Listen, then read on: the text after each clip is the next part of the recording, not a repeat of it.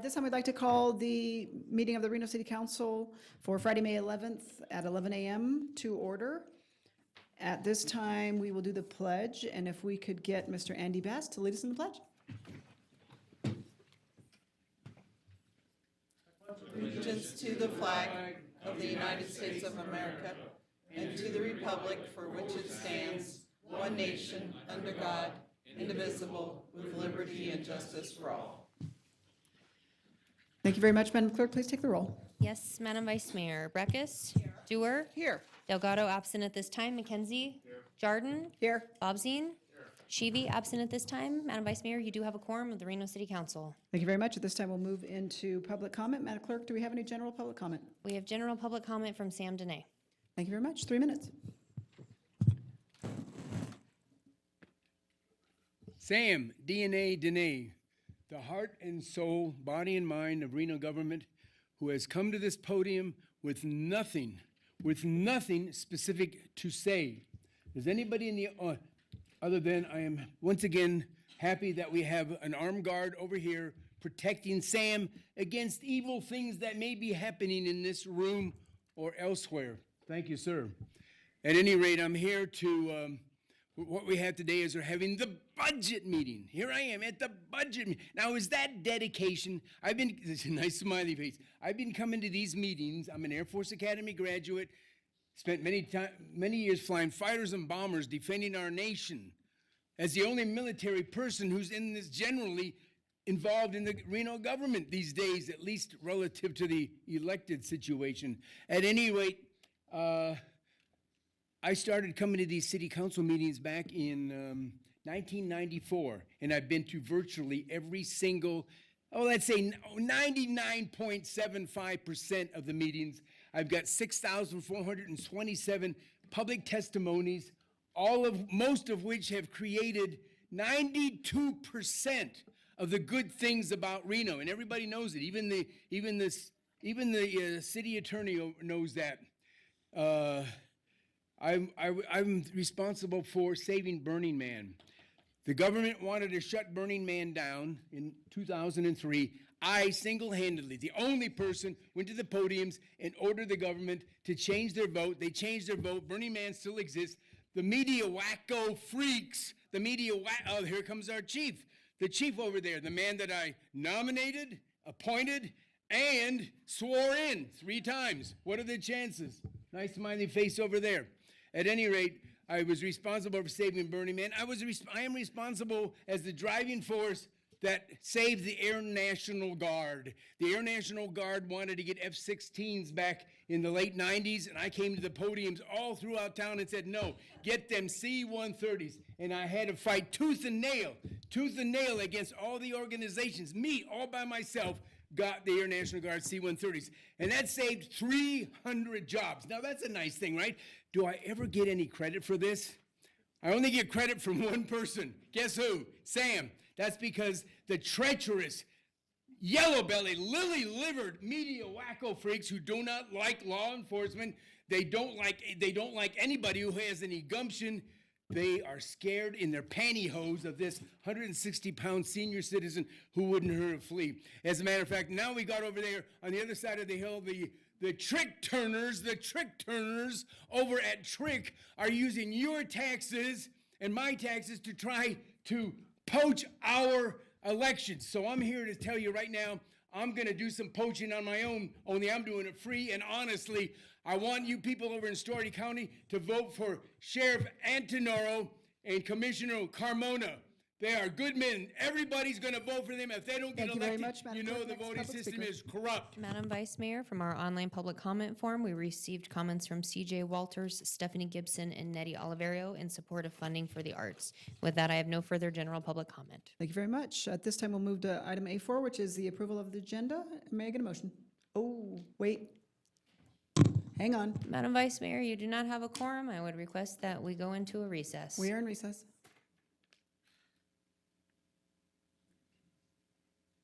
Did I cause that? Likely. Is that my fault? Did I do something? Yes, Sam. Everybody left. What is?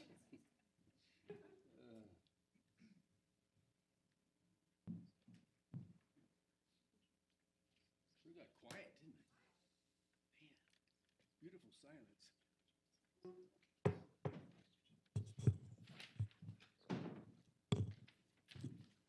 Okay, we will come back into session. Madam Clerk, is there anything we need to redo?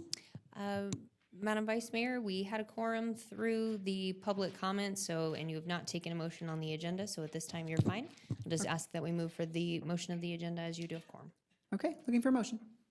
I move to approve the agenda. Have a motion and a second. All those in favor say aye.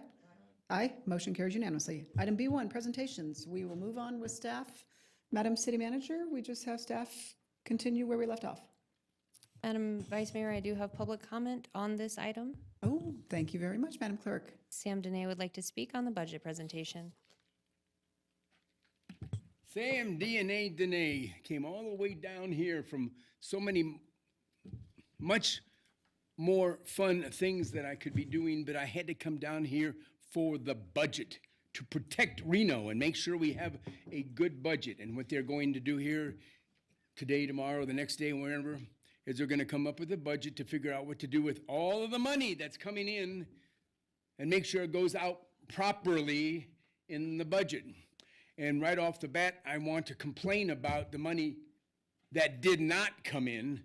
I'm here to, and I want you to do something about it in the budget. For instance, have an investigation, a line item investigation. I want to know why the citizens of Reno have sent dozens of millions of dollars, our tax dollars, to the people in a different county over there at Tahoe Reno Industrial Complex known as Story County. Back many years ago in 2014, on September 2nd, 2014, the government of Nevada created this thing called the Tesla Gigafactory, which is really the Nevada Gigafactory because we paid for it. And now we gave them $43 million cash to Don Roger Norman and Lance Gilman on September 3rd, 4th of 2014. I think we should have a reckoning of that money. And then in the meantime, we built them a $100 million freeway, and it's called the USA Parkway. No, it should be called the Nevada Parkway. Put in a request in the budget for a request for the change, and let's call it what it really is, the Nevada Parkway. Anyway, my point being, I think you should investigate what happened with the obfuscation of our tax dollars. Where did the tax dollars come from? We know that. Everything you buy, coffee, everything else, you're paying taxes. But where did the taxes go? We know where they went, some of them anyway, over there to Tahoe Reno Industrial Complex for the Nevada Gigafactory. But what did they do with that money that we sent them? Dozens and dozens, and it's continuing there all the time.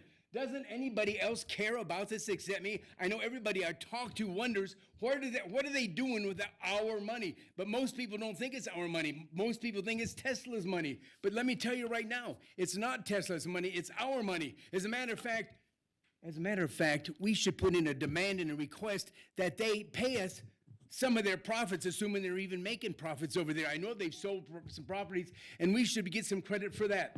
Last but not least, government was created to protect the citizens.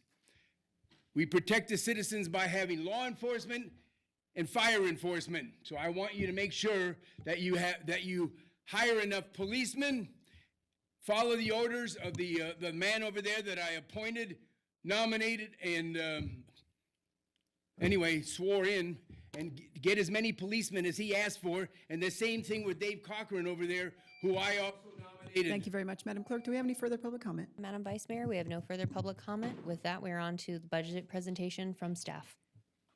Very much. Good morning. So we're going to start off with some follow-up from our last meeting to try and get those questions answered, and then we'll pick up where we left off. So I'll just get right into it. There was some additional questions about the building fund, and so we wanted to show you the building fund. While there is $11 million in cash, there's also obligations against that cash. So essentially, in looking at, we've laid out what the obligations against that cash are. And also, we recommend as a finance department, you have at least a 6-month reserve in that fund. What I'd like to point out is when you do have a recession, typically it hits your building department first. You don't necessarily recognize that it is a sustained downturn. So we feel it's, as a finance department, feels it's really important to be able to have enough fund balance in there to have a soft landing and not have to make an immediate course correction. Also, there will be work in the pipeline that they need to still accomplish, even when the revenues aren't coming in necessarily to support it. So we wanted to give you some information on that. We also, there was a question on how the building funds could be used. So we have provided for you, I'm not going to read the state law, but have provided the various state laws. In looking at the law and conferring with the city attorney, we have essentially historically done an 80-20 split between building and planning. So on some of these major planning efforts, we could support a 20% of that coming out of the building fund. I could go to the local government finance committee at the state and look them in the eye and say why we did 20% if they chose to say we misused those funds, because we have a history of planners that are 20% funded because they support building. You're saying that the planners are splitting 20? Not all of them, but there are some that are split 80-20. And so we do have some history where we've done an 80-20 split, and so we could justify that for some of the larger planning efforts. Thank you very much. I did want to ask the council just on a process. I know this is a workshop. Did we want to, in the interest of time, did we want to wait to the end of the slides to ask questions? Do we want to go with recognizing the chair to keep, I want to make sure everybody's getting their questions in and that we don't go long today, because this is kind of it for us. So I'm looking for feedback. I think we should just ask questions as they arrive and operate under very informal proceedings. I mean, first of all, we don't have a whole lot of us. You know, people are coming and going, it seems like, and it seems like when they get going, they get going. Like Okay. he had a question that hung out there for. Well, maybe what yeah. we can do, if just so I can make sure that everybody gets a shot, Yeah. just make sure that I know, Yeah. so I can make sure that I Yeah. see everybody. Okay, Yeah. thank you. Go Okay, ahead. so, I have a question. Did you look into what is involved in disbanding, eliminating an enterprise fund? So the issue is that if you eliminated this particular enterprise fund and put it back as a general fund component, program within the general fund, the fees would have to be reduced to our caps, and likely the fee revenue would not support the department as it's currently in existence and the services it currently provides. So there's some issues there. You can do it, but then we come up with the caps on the fees, and there's some problems there. We haven't done a thorough analysis. Yeah, of I'd what like that to would see mean. that thorough analysis, and I'm one of the liaisons to the BFAC. I could even see it done at that level, because I don't see how then we, I get the caps because they're statutory, and aggregated, but it seems to me that we should be able to set it up for cost recovery, right? I mean, we can't even do it for cost recovery. That pushes up against the cap. It pushes up against the cap. Okay, and the cap is all fees, so it bundles in with business license fees? That I would have to ask somebody who knows more about Yeah. fees. Let's, maybe we can park that, but I think it's worth. I mean, I'll be honest, that $5 million, I want to go buy land for a fire station with that. I don't know if we're going to get it up, but I want to secure land for a fire station with that money, because I don't see us getting a fire station in any other way. Thank you.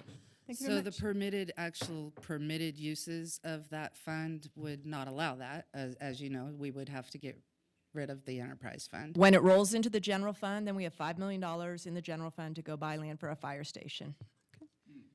All right, we'll follow up with some additional analysis. Okay, Yep. all right, continue on.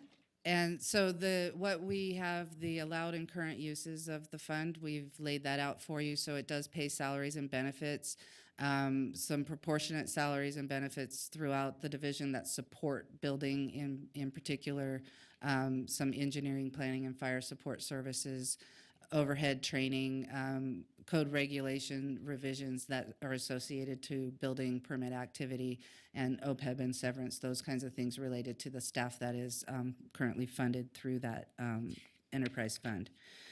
And then we also laid out some of the prior uses, current and prior uses of the fund. So the 6th floor remodel was paid for out of the fund. That was a little over $2 million. We've done some inspection reimbursements to the fire department.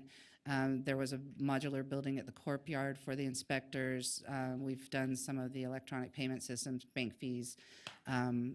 We pay for a person at the health department to make sure our permits get reviewed timely, and then we also do the Acela licenses.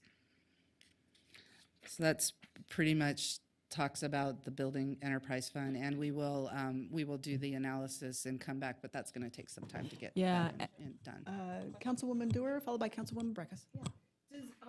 Does this fund pay for all or most of Acela, or just I know it does many functions. It pays for the Acela associated with building permits. That's the That, portion. yeah. So the business license portion of it would be a general fund obligation. Could you, since staff seems to be advocating strongly for the retention of a $5 million fund balance in the building enterprise fund, could you also do some scenario planning and show us, if we went down to 2008 development permit levels, what that $5 million would do in terms of, staffing levels if those revenues aren't coming in, and, how you would, how that would sustain that function?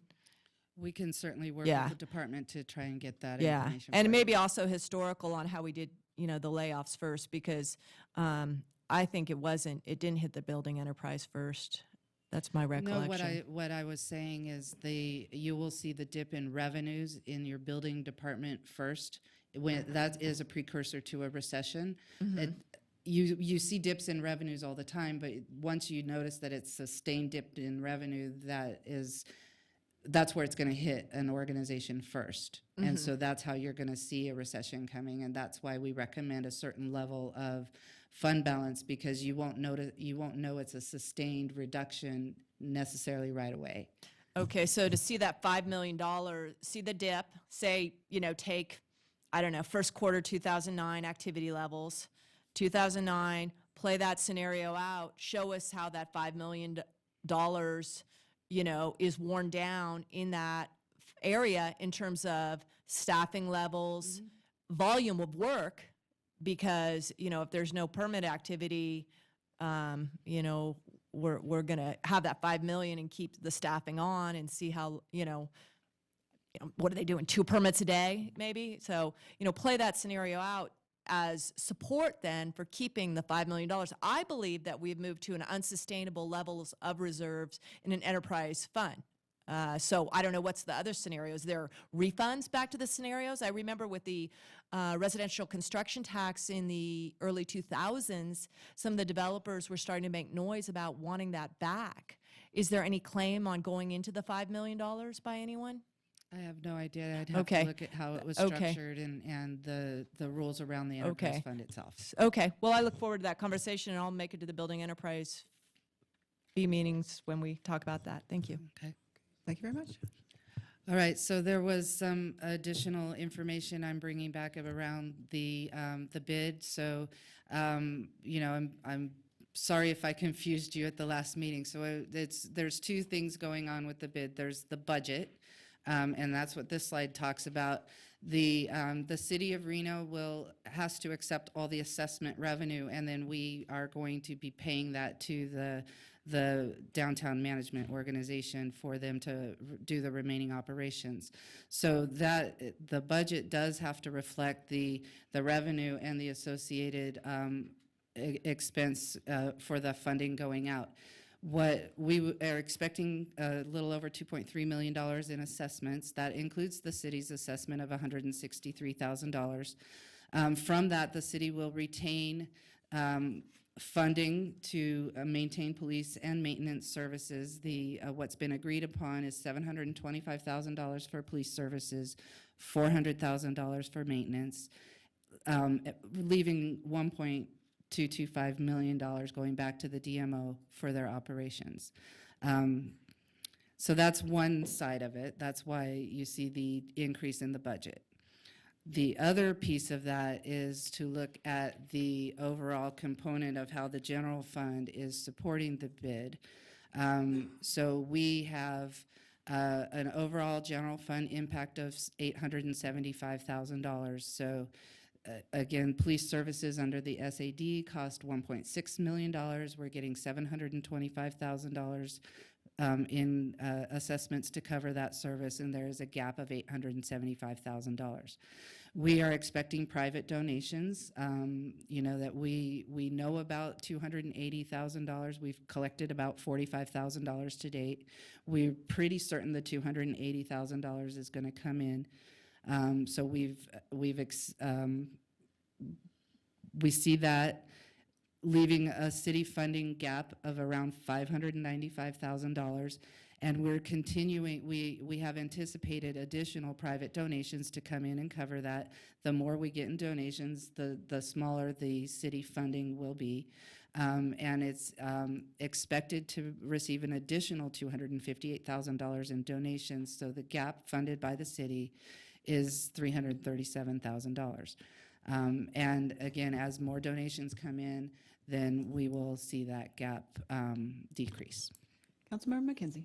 Thank you, Madam Vice Mayor. And if I remember the presentation correctly, when we approved the bid to move forward, there was $150,000 on addition of our assessment that was outstanding that the city was going to support on this. And under those conditions, and those conditions only, I voted to move forward with the bid. And the bid needs to accept the shortfall, not us. If they can't get the contributions, then that shortfall needs to come out of the bid's operating side, not the city of Reno's operating side. They came in here and told us that they had all but $150,000, and we moved forward under that assumption. And now we're looking at $595,000 gap that we're going to put in our budget for general fund. That is not acceptable to me. They need to pick up the shortfall, not us. They need to go out and do the legwork to get the private contributions to make that bid work. We don't want to have a general fund that is going to possibly have a shortfall because they won't go out and do the work to make their organization work. So, And if it's $150,000, then that's what needs to be in the budget. And if they have a shortfall, then they need to cut their operation side by the shortfall.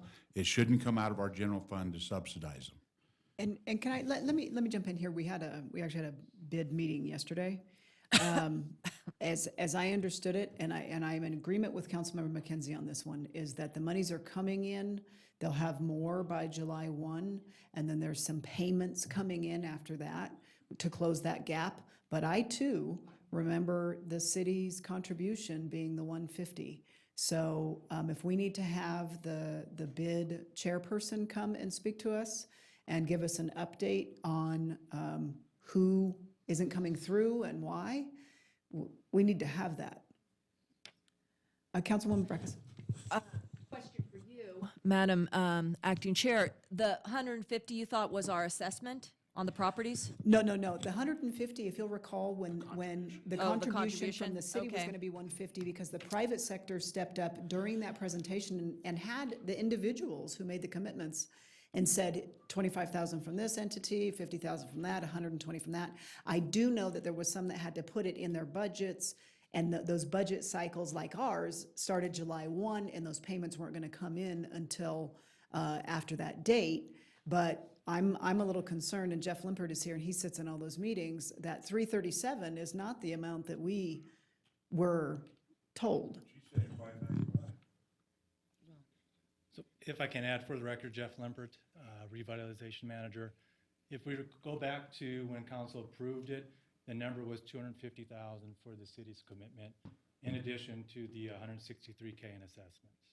Wait, I'm sorry, what, repeat that again? So it's 250,000 for the gap coverage, Okay. and then 163,000 for the assessments. Okay, so with that, what will be in the budget is 163,000 for our assessments and 250,000 for our support. That's the best case scenario. So if you remember, Okay. as you recall, the private sector and public sector came forward with 600K in donations. Yeah. So assuming everyone follows through with what they said they would do, the total outlay to the city would be 250 and 163.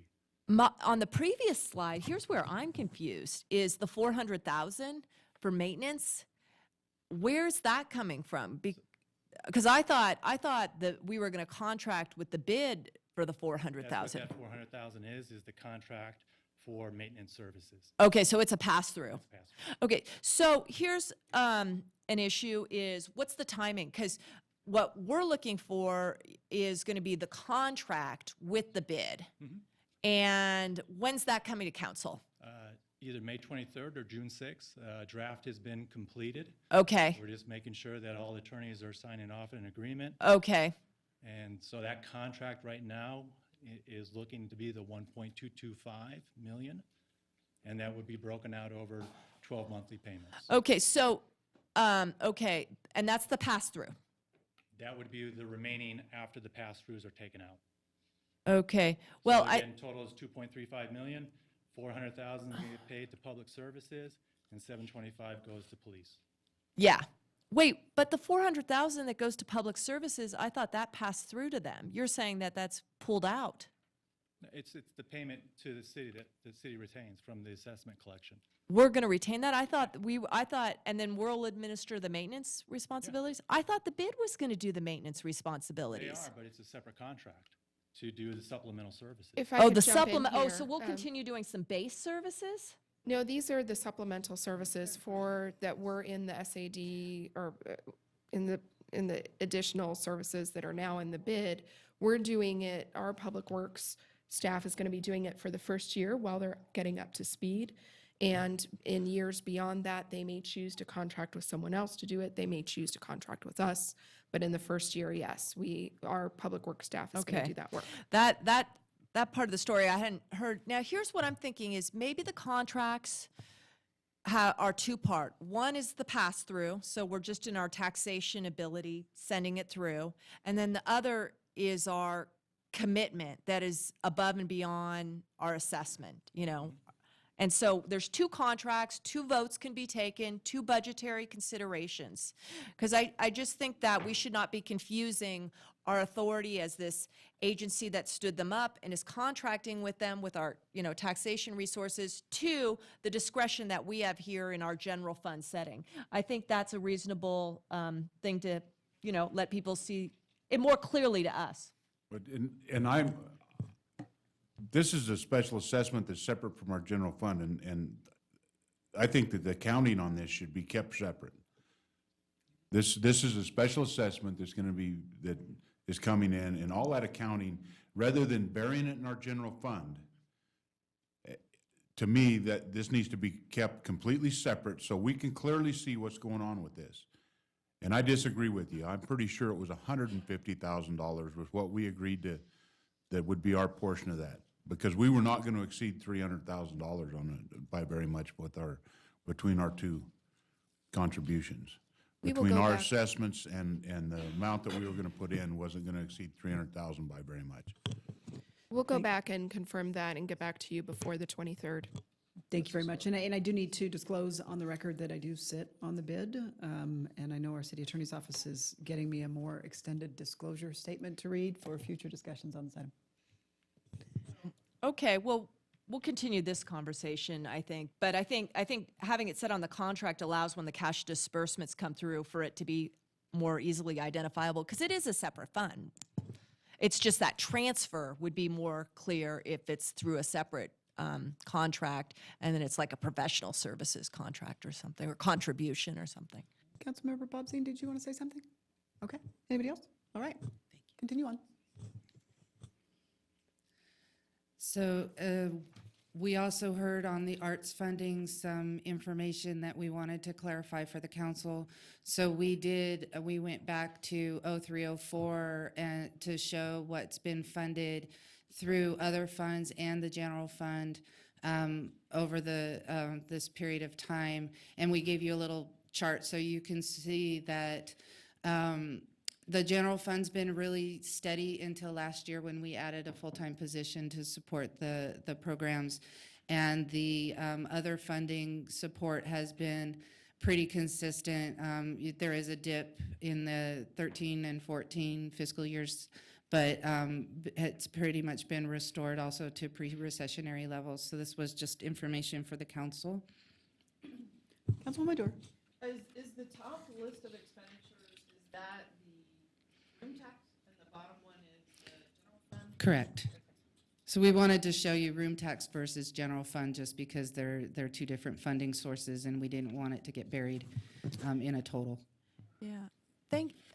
Councilwoman Breckus. Thank you for this. I think, you know, the requests I heard from the arts community, and I think they're, you know, our arts commissioners, so maybe more the dialogue on our overall budgetary situation can, you know, be a yearly process to let them know, you know, where we're at in the broad scheme of things. But it is interesting here, and it confirms what I've thought, is that the city did not start coming into the Pioneer Center until about 2012, 13. And that was about the same time the convention center, the RSCBA, spun off the Pioneer Center. It used to be one of their facilities. And so when they're shedding of public resources, their public resources, which are, you know, as we know, about half what we take in property tax, they take in lodger's tax. The city then jumped in to help the Pioneer Center because they were, you know, totally weaned off of those resources. But what I heard from the arts people is they'd like to see that bundled in the Arts Town support and then give us a recommendation. I don't know if anyone, that's what I heard. I don't have any opinion. I just don't. Go ahead. So the next item there was an interest in the stormwater management plan. So we are just letting you know next steps for that. It is currently out under an RFQ for the stormwater feasibility study. We are expecting to bring a presentation to council in December on this project. Wait a second. Councilwoman Breckus. Yeah, I saw this RFQ reading the legals ads in the paper the other day, and I'd like is it going to go above $50,000 so we do an award? Because I'd also like to know about the public part. Any of these big studies that we're doing, I want to know, and the drone one is going to be one I'm going to be talking about soon, is what's the public participation component of this? Because if it's engineers looking at, you know, hydrology models in their offices and then, you know, putting drafts over to Public Works, you know, that needs to run, in my mind, hand in hand with public participation. For the record, John Flansburgh, Director. We anticipate coming to council with the award of Okay. the RFQ as part of this process. Uh-huh. This is more of the really bringing you a lot of information of how these are set up. This is the smaller effort, the feasibility study portion of it. Mm-hmm. The large portion would be phase 2. So once we bring this back to you, if council deems that they would like to move forward with the stormwater utility, that's when you really start getting into the public process and having those larger meetings. But we will be bringing this back. Yeah, I mean, we'll see. I mean, I'll look at the award, but I would like to see that even in this phase, we, you know, are doing some public outreach on this. Madam Vice Mayor. Councilmember McKenzie. So it's going to be until December before you get us a feasibility study done so we can start into a process that we should have done a year ago. I've got an issue with that, Mr. Flansburgh. I think that we should be well on the way of getting public input and getting these getting a solution in place by December. I'm sorry, molasses is slow, but this is molasses in 30 below weather. And we need to get on this and get it moving. City Manager Newby. I just wanted to clarify that what we're talking about here is the development of a stormwater district type of situation, right? Rather than addressing certain stormwater issues. Yeah, there'll be different management structures. It's the parts or it's the whole. It just really those are the types of things that this will be going into. Staff provided a memo on the stormwater, this type of thing. This is the exact process we had laid out in that memo. That the first thing you do is you want to go out and do this feasibility study because you're really looking at. You want to know what the rate setting options are. You want to know how much revenue you're going to need because you're looking at affordability. And that's really why the feasibility study is the first step that comes in. So I apologize it doesn't meet your expectations, but without this part, how would you be informed to then ask for the greater effort where you're going to spend maybe $500,000 to $1 million on the. And I understand that what your process is, but I don't believe that it's acceptable to stretch this out until December 2018 to get moving on something real, because we've needed something real for over a year. We've got people in this community that have been dealing with the fact that we have not done this in the past for over a year, and we're going to stretch them out another couple years for the process. We hope that the water will evaporate and it won't be an emergency anymore. I mean, this is, I mean, we're talking about trying to come up with a solution to help people, and we're going to study this thing to death, and we're not going to help anybody. It was time to take action last February, not next December, next January, next February, next June or July. We should have been taking action last February, and we're kicking this can down the road until all the paint wears off of it, hoping that nobody will see it. Okay, continue on. So we've also been asked to look at the southeast area plan and study that. So we're looking at, the request would be to include traffic, parks, development, and all these different topics. So in this, as we talked at the last meeting, we're really looking at this transportation regional study, and that will help inform the rest of what we need to do. And we've laid out some of the project milestones for that. That will help us. That's a good portion of what will need to be done in that area. If I may. Councilwoman Breckus. Yeah, I don't think so. I mean, it's like, I just made a cake for this week. It's like, well, we're making a cake. I got flour. There's flour. That should be good. It's kind of a comprehensive area plan that, I think is needed. So I didn't propose this. Well, I proposed about 4 years ago before we, saw these development requests. But to say, well, we're just going to do a transportation one, is not getting, good, go do that, transportation agency. And the RTC does enjoy the MPO Uniform Work Program funding, and those can be comprehensive plans. So, I don't know. I'm not holding my breath that this is going to address the issues that we see in this area. For the record, John Flansford, Director, this wasn't intended to take the place of that. There was several items that were requested as, that we'd like to cover. I just was bringing the information back to the council that we have been working through the Technical Advisory Committee with the RTC, anticipating the opening of the Southeast Connector, anticipating that we're going to see a lot of different traffic patterns in this area. And so we have anticipated this study. It is being formulated and will be, my understanding through RTC staff is it will be coming to the RTC board in June for adoption. They will be getting work on this fall. So get the Southeast Connector open, get a couple months of traffic patterns being established, and then about a year-long process on this one for public outreach, the looking at the not only capacity of intersections and roadway segments, but also looking multimodal. You're looking at your pedestrians, your bike plan, your transit, and what those needs are. So it'll be a very comprehensive transportation.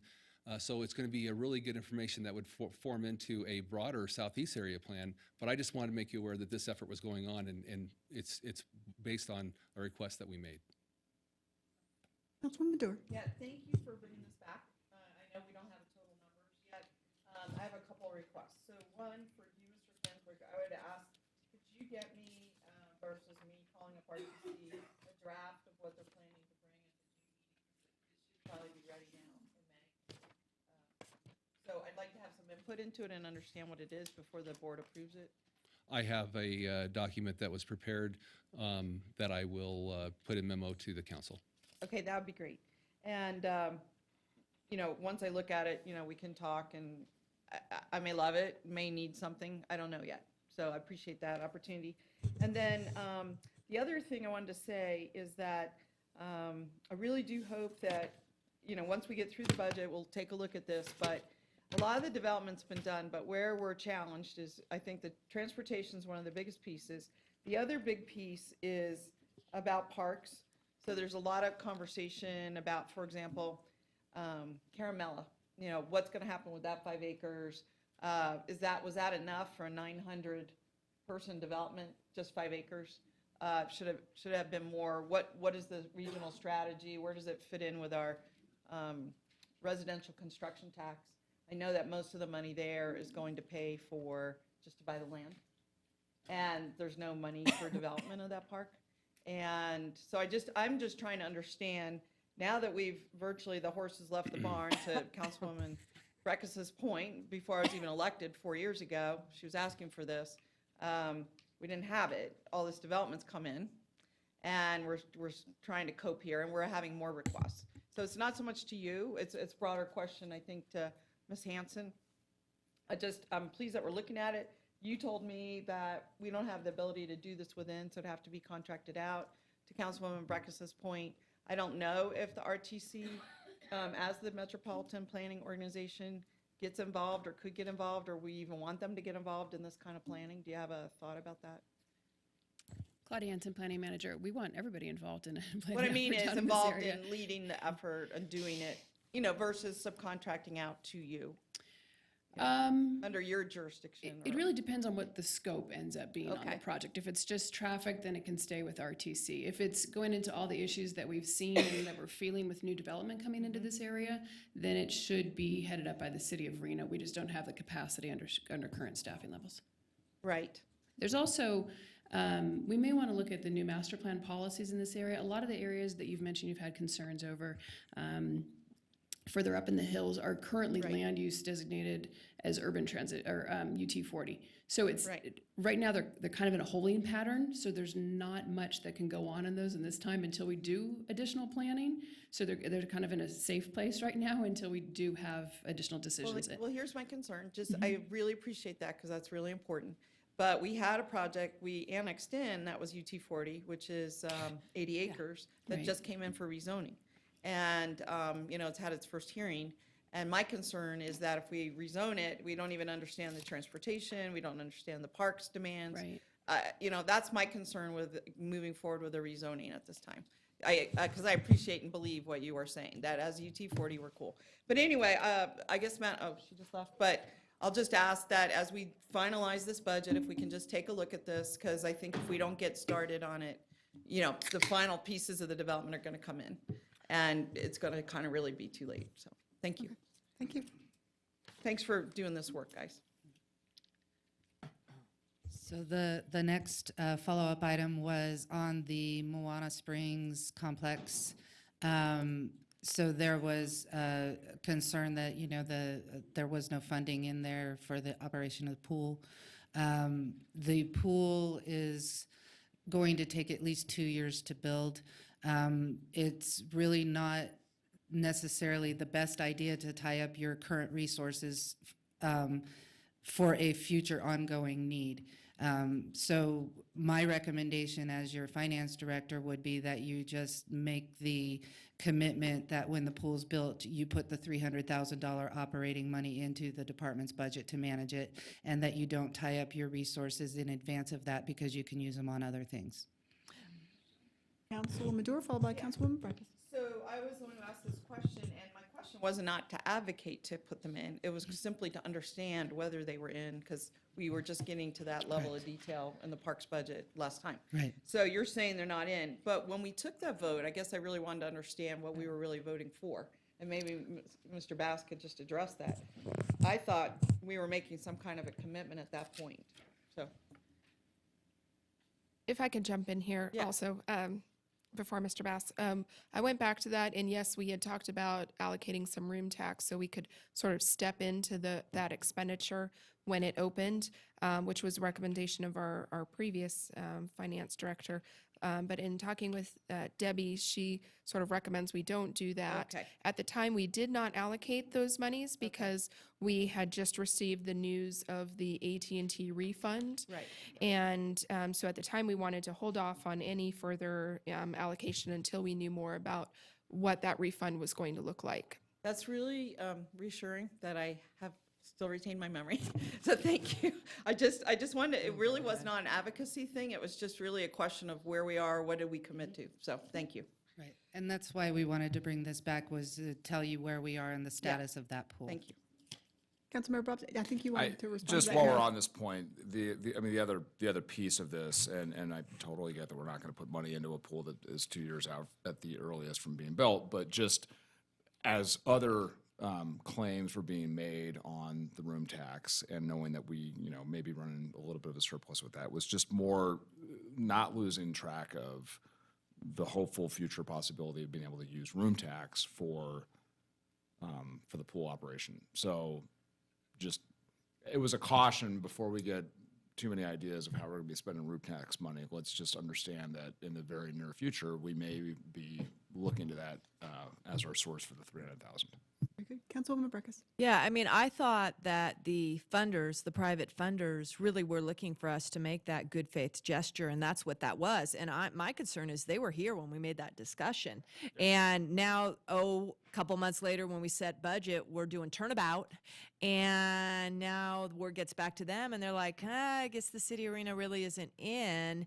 And oh, by the way, in the 2 years, that room tax goes off to this, or that. And so I do have concern. See, and I didn't take it as that. I took it as, I don't think we're going to go vertical with anything in the next budget cycle. It wasn't. In a savings account, interest rate. It was just understand the future. Yeah, Commit to that the would growth. be Okay. a priority of the room tax. I don't think we're changing course at all. I don't, we're just not going to have money sit. We've seen it happen with a few projects where money sits in an account and doesn't go out on the street per se. And I think we're just trying to prevent that from happening.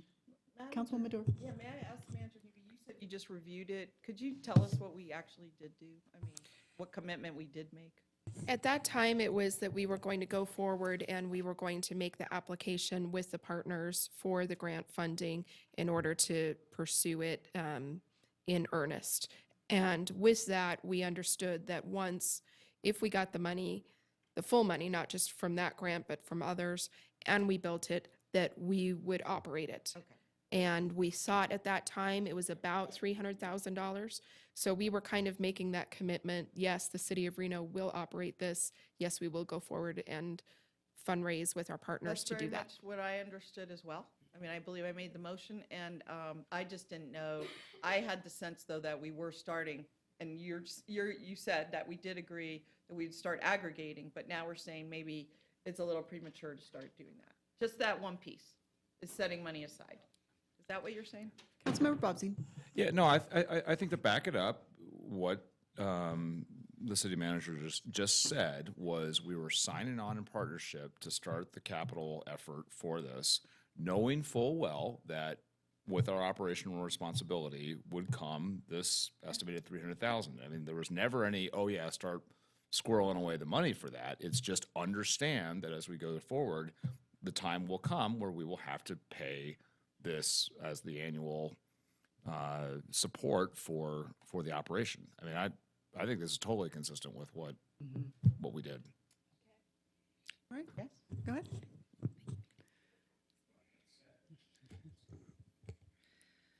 So we will have that, you will likely see $300,000 coming into the budget in fiscal year 2021 to maintain this pool and operate it.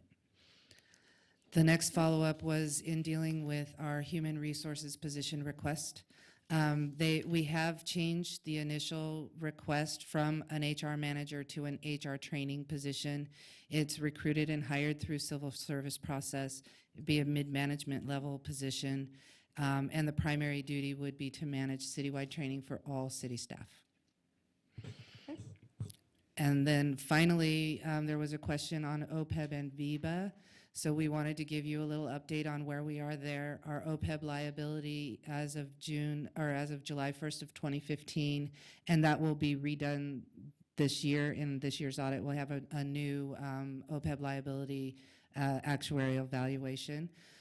But back 2 years ago, it was $181 million. And we had about $7.5 million funded. For the VEBA, we have almost 100 employees on the VEBA. That is anybody hired after 2015 would be in there. So we wanted to give you just that status update. So that is the follow-up from the last meeting. And the Northwest Quadrant Plan for downtown, it's not included. I know we had a quote of $47,000 from a consultant to do that, and we had approached the Jacobs Company to pay half, but they decided not to because they saw that some people were making some social media comments that were, challenging their demolitions, and so they didn't want to partner. I guess, that's not something we're going forward with at this point in time. It's not currently in this budget. Okay. The Northwest plan for the Is that the 4th Street Jacobs property area. Fountain District? So do we have any abandonments pending in superblock proposals right now from them? I wouldn't know that.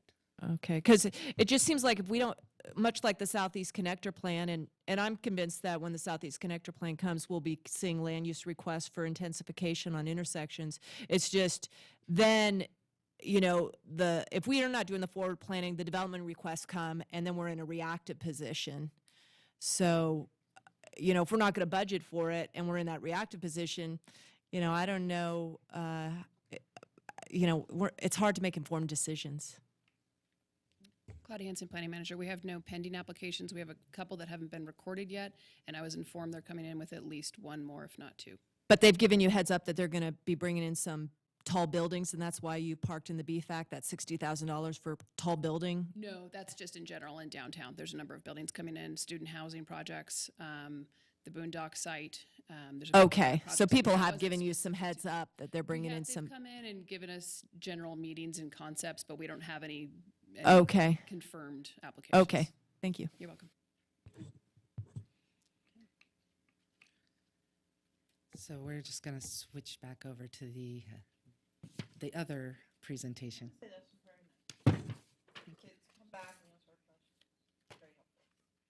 So this is where we left off at our last meeting.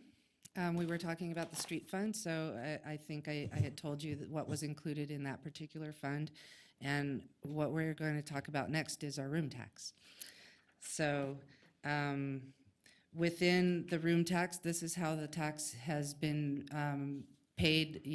We show you 16, 17, 17, 18, the estimated, and then the recommended for fiscal year 18, 19. So we do have a recommended fund balance. And so this is the council's room tax. As you can see, there is $180,000 available of this room tax for the council to budget. And we have provided a list of projects that have been requested from the room tax funds that have come forward. So this is an opportunity for the council to say which projects they would like to see funded through the room tax.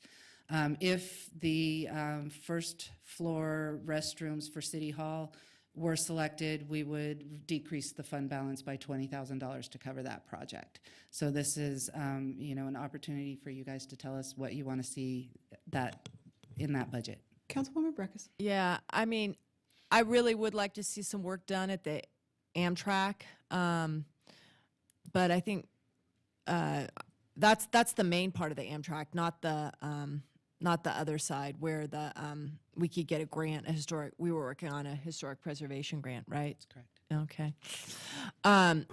To me, you know, the art stuff, the Survey Monkey, the LIDS funding, the printing, you know, there is an arts budget already that the Arts and Culture Commission looks at, and that money should be eligible for that, in my mind. Now, the Motels to Home program, I wanted to follow up and really get into the concept that Councilmember Jordan brought up the other day about increasing our commitment to housing homelessness and kind of talk about that a little bit more. But I think we need to go with the first floor. We've pushed that off for a couple years, and I think it's not just about bathrooms. It's much more about giving us security in the building and being able to run the elevators certain ways and check in people, and I know that comes up a lot. But that's just my thoughts. Well, and this is definitely a slide that I have some questions on, and I do understand with the overall security safety plan that we had, that the first floor restroom was within that. I will say that if we can't get metal detector wands before we get bathrooms, I mean, to me, that seems like a far less expensive way to increase some security. I would like to hear from staff on this, but I too want to know, kind of vet out some more of these funds maybe being used, and I know I've talked to Councilmember Bobzien about this as well. Can we use any of these room tax dollars for this scenario? We often hear from developers and their difficulties in doing affordable projects downtown. The land is too expensive, to tear something down or rehab it is too expensive, and then you throw all the sewer fees and everything, which are a blanket amount regardless of what you're constructing, on top of it, and then we wonder why nothing goes vertical. And it's for those reasons I just explained. Is there no way, and I know we identified maybe this 200,000 and maybe the parking garage 650,000, can we not start a program that starts to look at some sort of a sliding scale that is, you have 50% affordability within a certain district, on a transit line, it meets a certain criteria, and we could use those funds to help some of these projects go vertical that we're just really not seeing happen in the core where we want them to happen. So that was a lot of questions and statements all in one. But let's talk about the restroom first. I mean, how is that fitting in with the whole program, and can we carve it out? What's the security issues if we don't do it? My recollection, since no one's jumping in, is that I know you talk about the wands, but if we have bathrooms on the first floor, we can then get a sign in, and everyone who gets in the elevator then has to sign in to go up to a floor. So everything's, you know, the public has access here, and then there's sign-ins to go to other floors. And so that's really secure. But that doesn't really help this floor, though, which is, to me, is where I see some of the threats that come through the door. That doesn't help this floor and everybody sitting in this room. But this floor is always has personnel. I mean, there's always the two people sitting here the other day. So if I could jump in here for a moment, the first floor restroom was part of a plan to, because currently there aren't any restrooms on the first floor for the public who are visiting us or for chambers. And so it was to both provide that, but then also to allow eventually us to limit the elevator access in one of the plans, at least, for the rest of the building. We have folks coming in on the second floor to use those services. We have folks coming in on the first floor. Currently now they have to use the second floor bathroom, but it would allow us to then limit access above those floors so that folks can, you know, roam through the building sort of unattended. But the first floor bathroom is the first step. There would be additional costs that would be associated with controlling those elevator accesses, is my understanding from the project. And I don't see Kyle here today, who was the one that originally came up with the plan. But And 200,000 is for a complete additional restroom construction, or is it to punch a wall to the restrooms that we have currently? thank you, Mr. Flansburgh. My understanding is that it was brand new bathrooms. Brand new bathrooms. So the We'd have 2 new bathrooms put in on the first floor. They would be just outside this general round area here.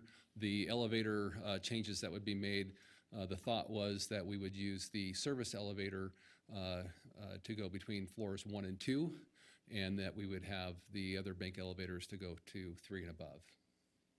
So that was the general plan, and that's when the security desk was moved to its present location, so they would have the ability to see not just in front of them, but up to the side if you're going to use the service elevator.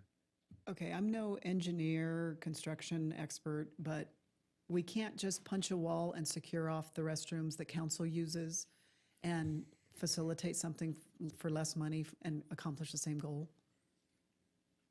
Well, Kyle is here, so I'll let him talk since it was the security plan. I don't know. I don't know. There's so many priorities. I don't know that, well, I'm gonna let Kyle talk, but. So Kyle, the question was regarding the first floor restroom that we have budgeted here at $200,000 seems, I think, a little high. And so the question was, instead of brand new restrooms, was there ever consideration of punching through the wall to access the restrooms that are currently in the back portion of the building here? For the record, Kyle West, Safety and Training Manager.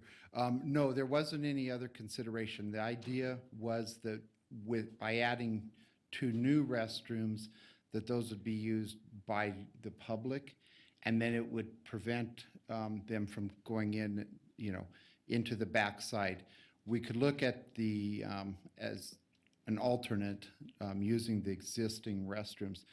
The 200,000, that is definitely an estimate. We haven't had a actual estimate put together, but this was some input from, we worked in the beginning with an architect who did initial study for us, and then Public Works. So we could go back, we could reevaluate the use of the back restrooms and how we could configure the walls. I think I'd like to look at that, and I know every time you start moving walls and doing, I mean, we may be looking at a similar bid, but I know with some other priorities we have, I'm just not in favor of spending $200,000 on a restroom on the first floor at this time. I do want to just sort of manage expectations. I don't think that we'll probably have the answer to that question about punching through by the time we need to finalize this budget. Yeah. Councilwoman Breckus. I advocate, because it comes up during the year, about security from one person to another, and we have a plan, and I think we do need to move forward with it. So I do advocate taking the 200,000 for that. Whichever way it goes, it goes.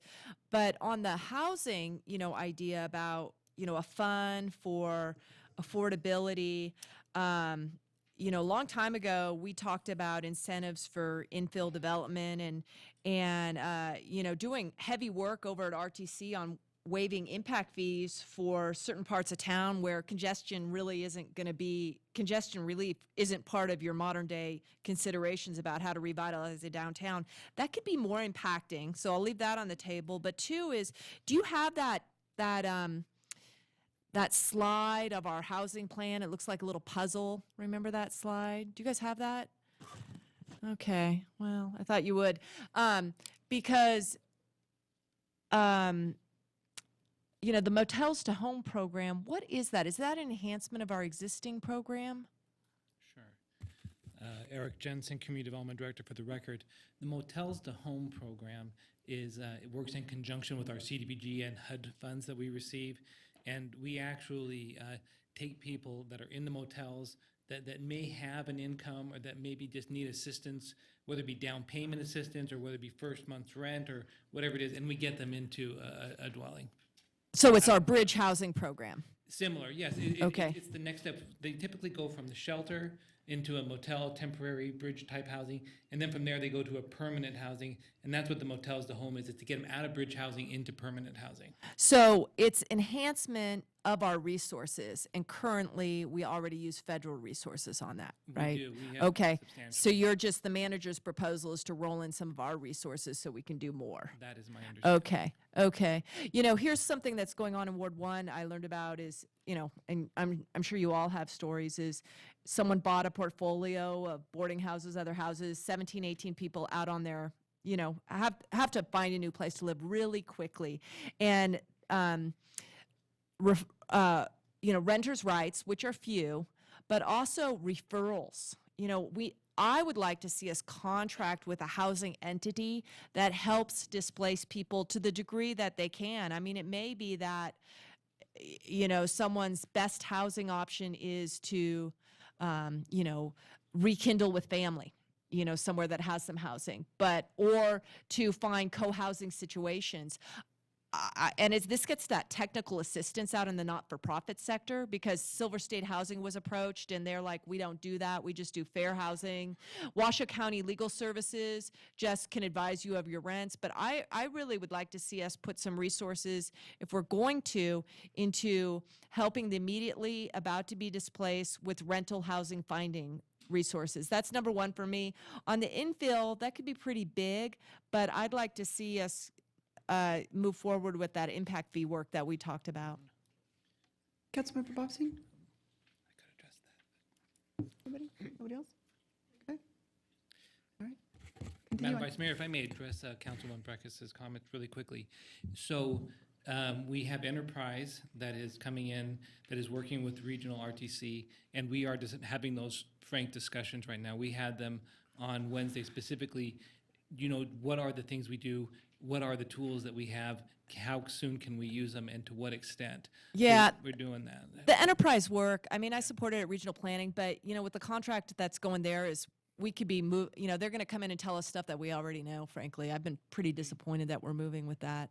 I think that we need to, you know, instead of more studying. Understood. Thank you. Because 18, 19 people on Forest Street are about to be out of a house this month. And that's kind of where my advocating, and I try to do this whenever I come in and ask for something. I try to find where it will come from. I understand that this isn't just an unlimited budget, that it has to come from somewhere. And that's why I'm talking about the first floor restroom and talking about the parking garage, top floor, because we continually hear, particularly from smaller developers, their difficulty in rehabbing or going vertical on affordable projects. You know, with supply costs, personnel costs, they're having a really difficult time. Sewer fees are the ones that I hear with great regularity, and it doesn't matter if you're building, it's the same for everybody. And we sure want to see some of the affordability stuff, so why can't we use some of these funds to say, okay, we're going to help you get there on that affordability side, because it's a priority for us. Councilmember Bobbsey.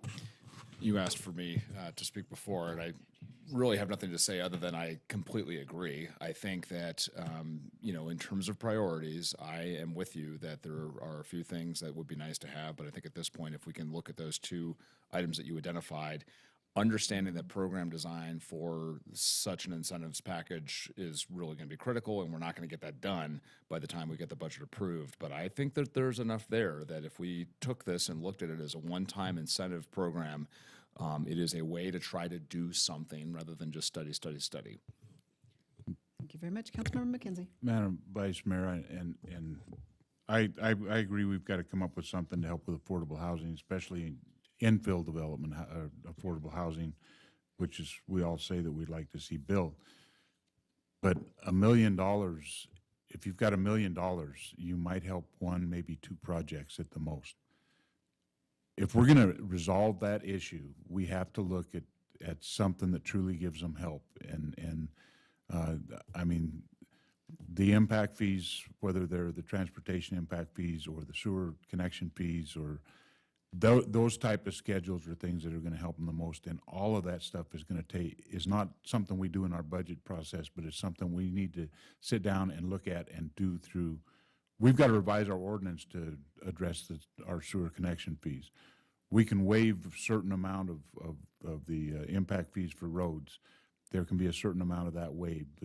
So those are things that we need to do policy-wise that isn't budgetary, that'll have a much bigger impact on ability to build affordable housing than if we had $1 million, $2 million sitting aside to sell affordable housing. We might be able to get a project or two off the ground with that, maybe, but it's not going to have the impact that we need to see.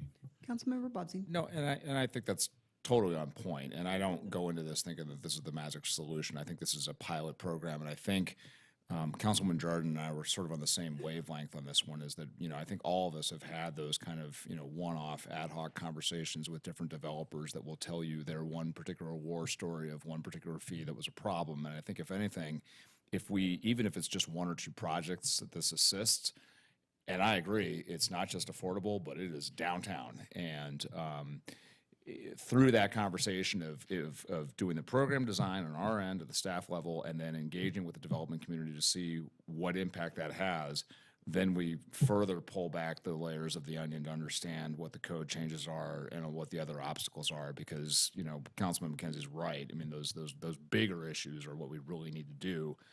I'm at the point where, but we got to move on this stuff. And so even if it's a small step, I want to at least take that step.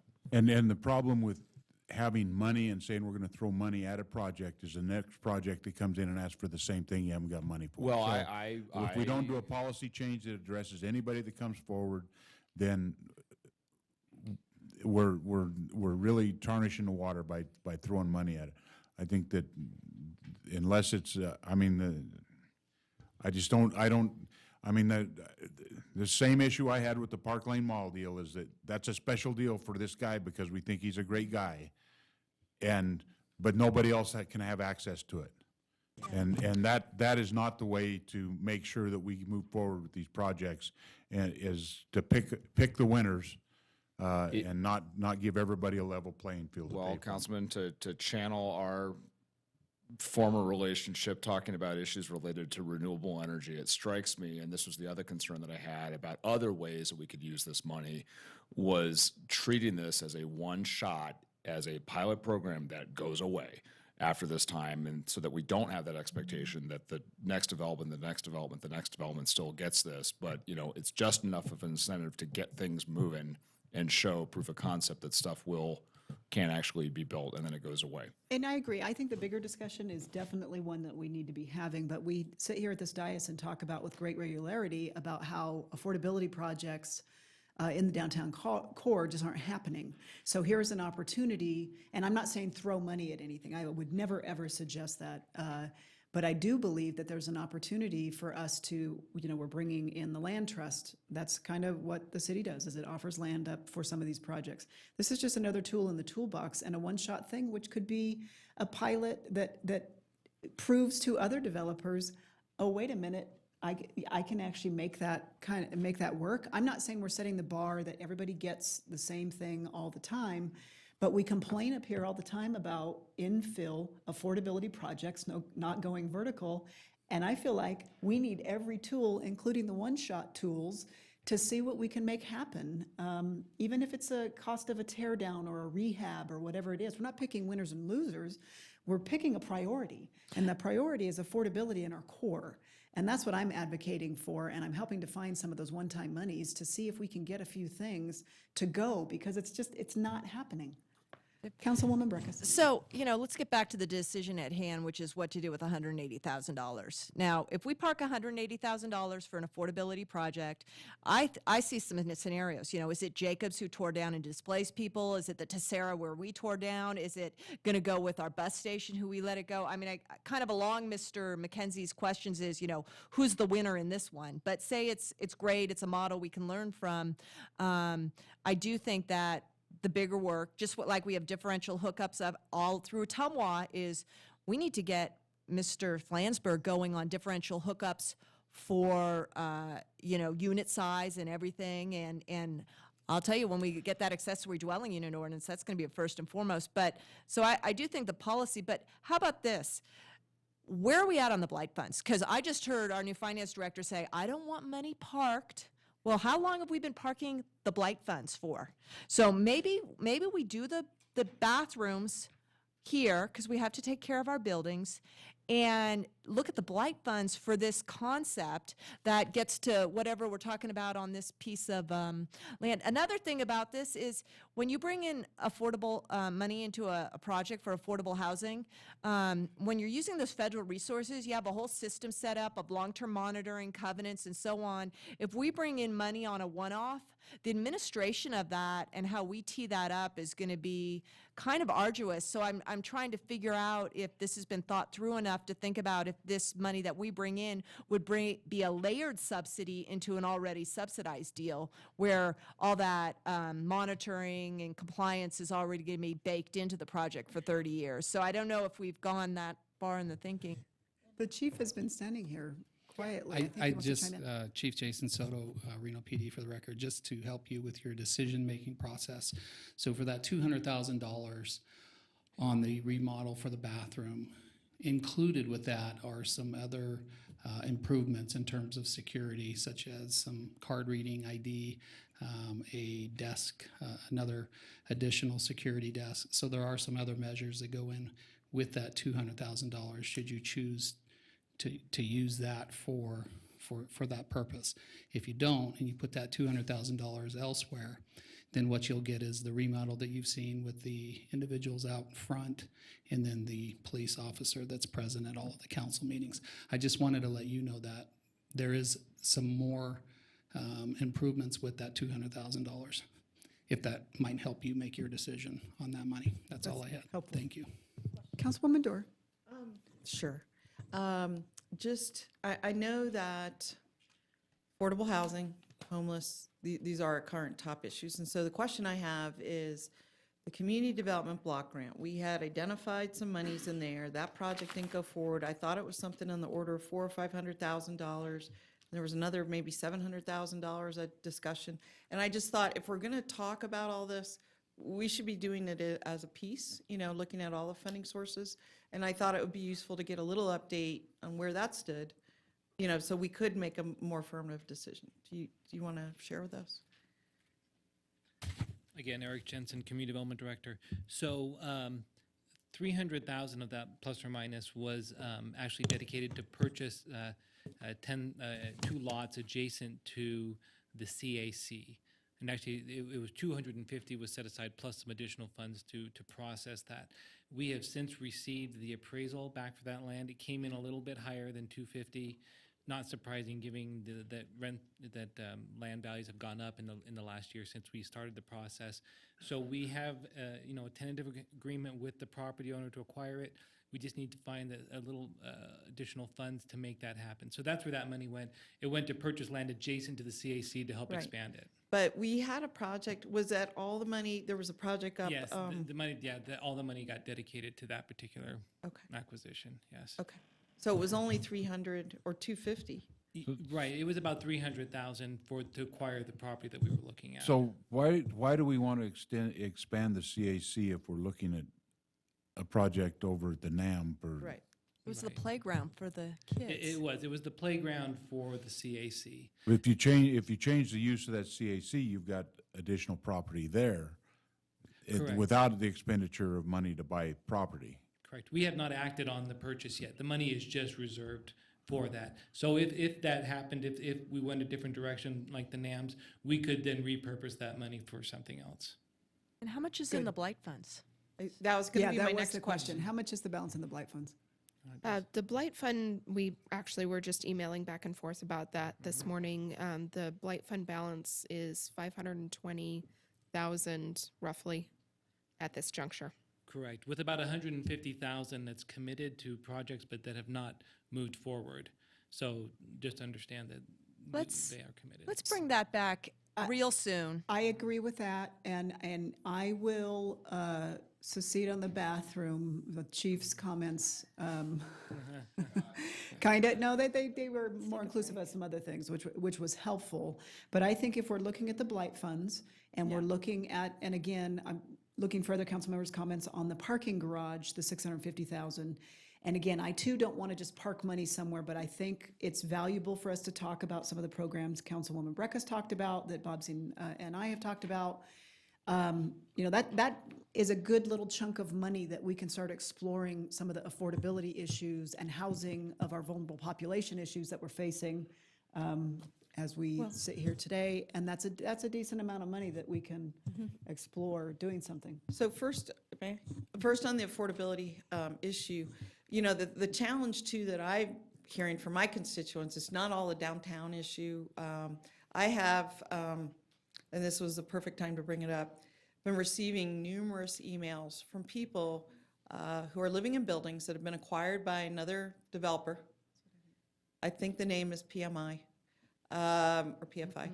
And the rents are being raised incredibly, like doubled, you know, like maybe 500 to 1,000 now, or over 1,000, depending if you sign a new lease and all those issues. But it's a very big increase.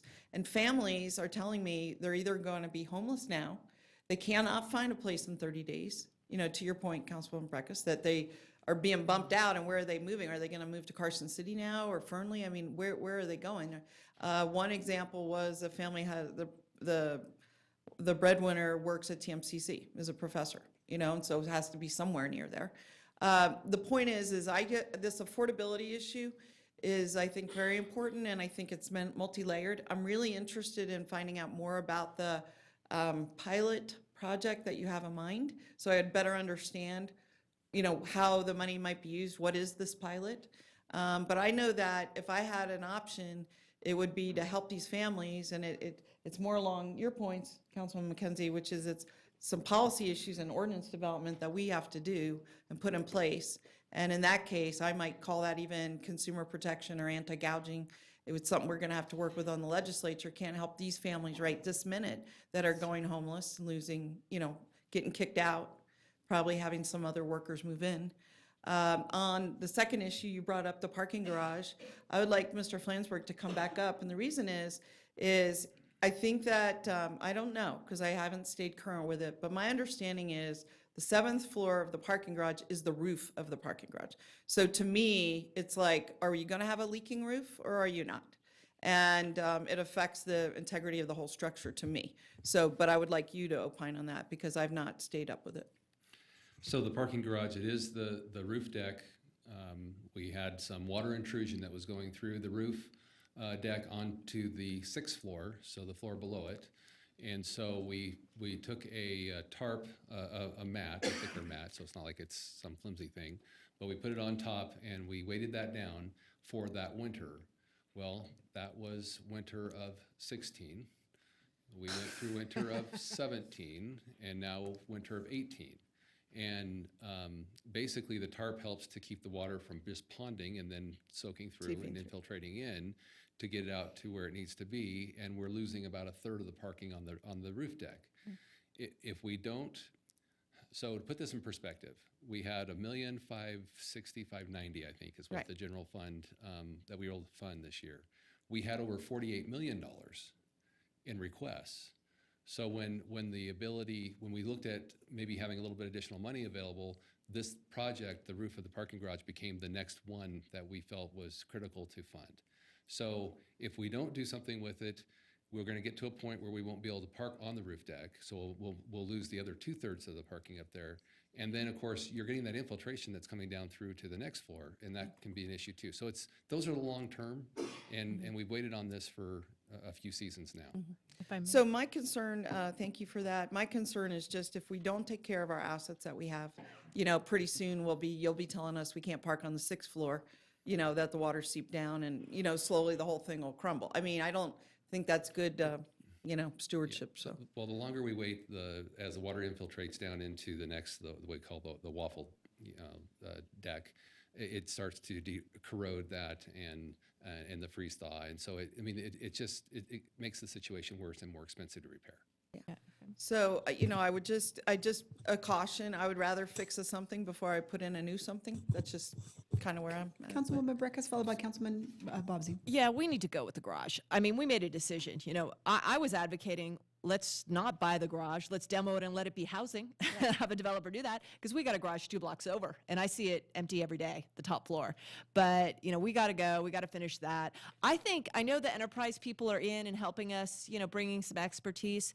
But and I think they'll come up with some good ideas. But I think we need to keep working with this little piece up here as our plan, and keep referring to that. And maybe we need 5 or 6 more puzzle pieces in here, and we can modify it, because that concept of the financial incentives to projects isn't on here, nor is some of the policy stuff.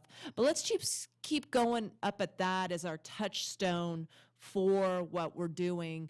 And to Ms. Stewart's issue about this PMI, that is aging out of projects that had subsidy at one point. A memo was written about that, listing all of those projects.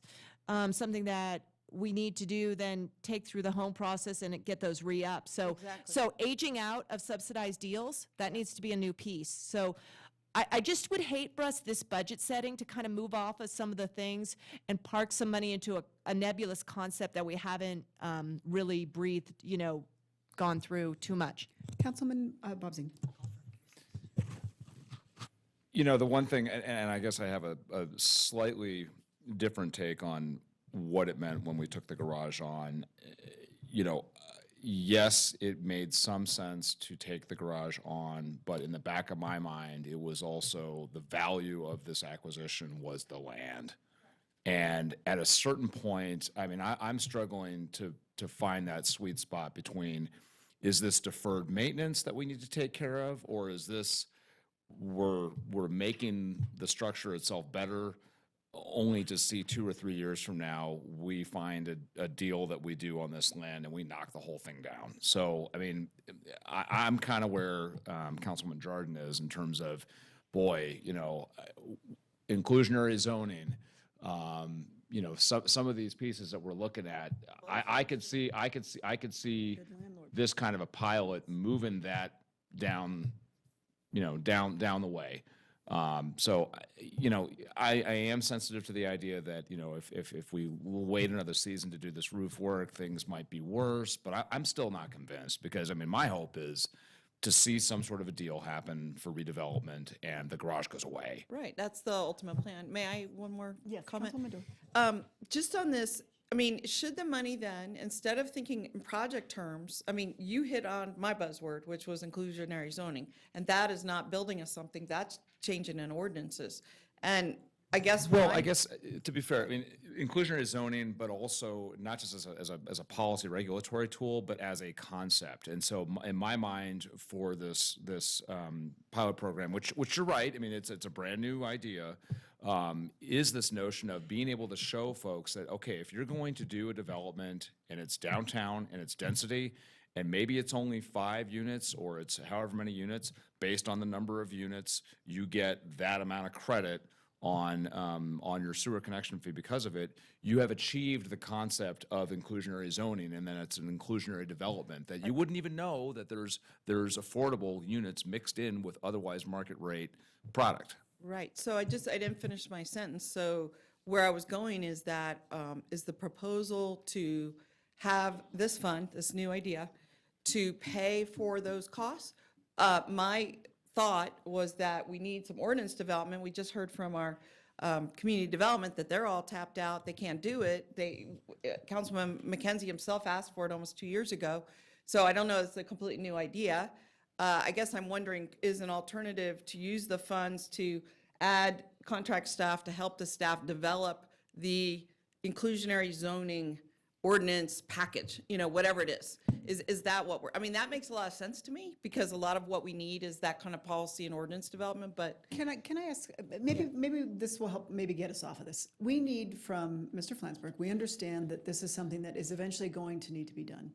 Is there some structural significant deficit of deferring this 1 year? Because what we're talking about is one-time money that we're looking to vet out some of these. We've talked about the Good Landlord program for some time. I've seen nothing on it. Great concept. I think it's got great value. Seen nothing on it. Some of the rehousing programs, some of the stuff that Councilwoman Breck has talked about. Maybe I want to hear from you. Is it mission critical that this gets done this year? We have so many priorities, housing our community members and our most vulnerable. I hate to put you in this weighing sort of thing, but I haven't seen many of these things go.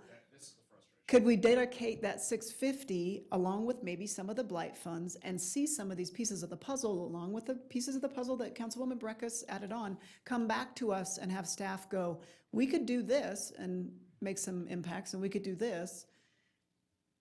Putting it all on you, Mr. Flansburgh. John Flansburgh, director and technical person, non-policy person. The parking garage, it's been 3 winters. It was pretty critical when we put it in. I mean, it is something that needs to be done. We are seeing more degradation each winter because we don't get a lot of rain. It's like a roof, right?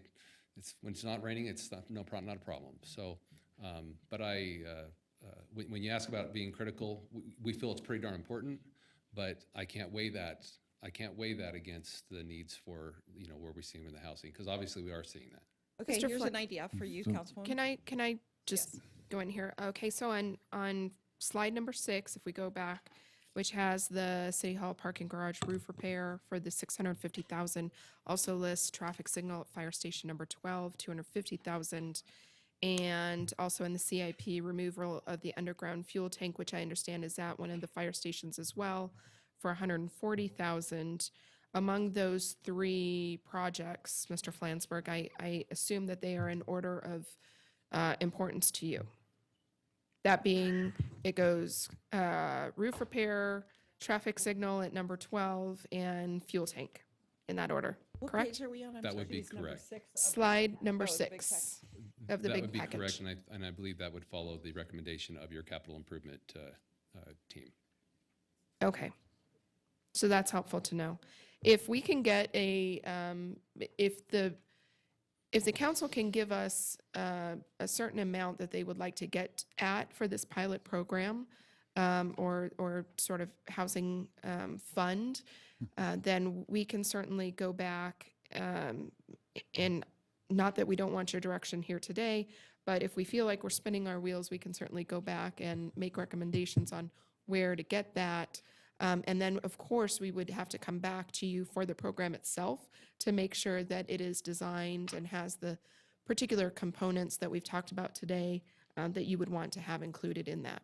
$1 million. I mean, I could support that if the blight fund could be something. I think the housing division is starting to loosen up the strings on the trust fund monies, because we brought one in. They've been putting them in deals, but why not put it into our project that then goes into deals? So I look to maximize some resources, and I would support that.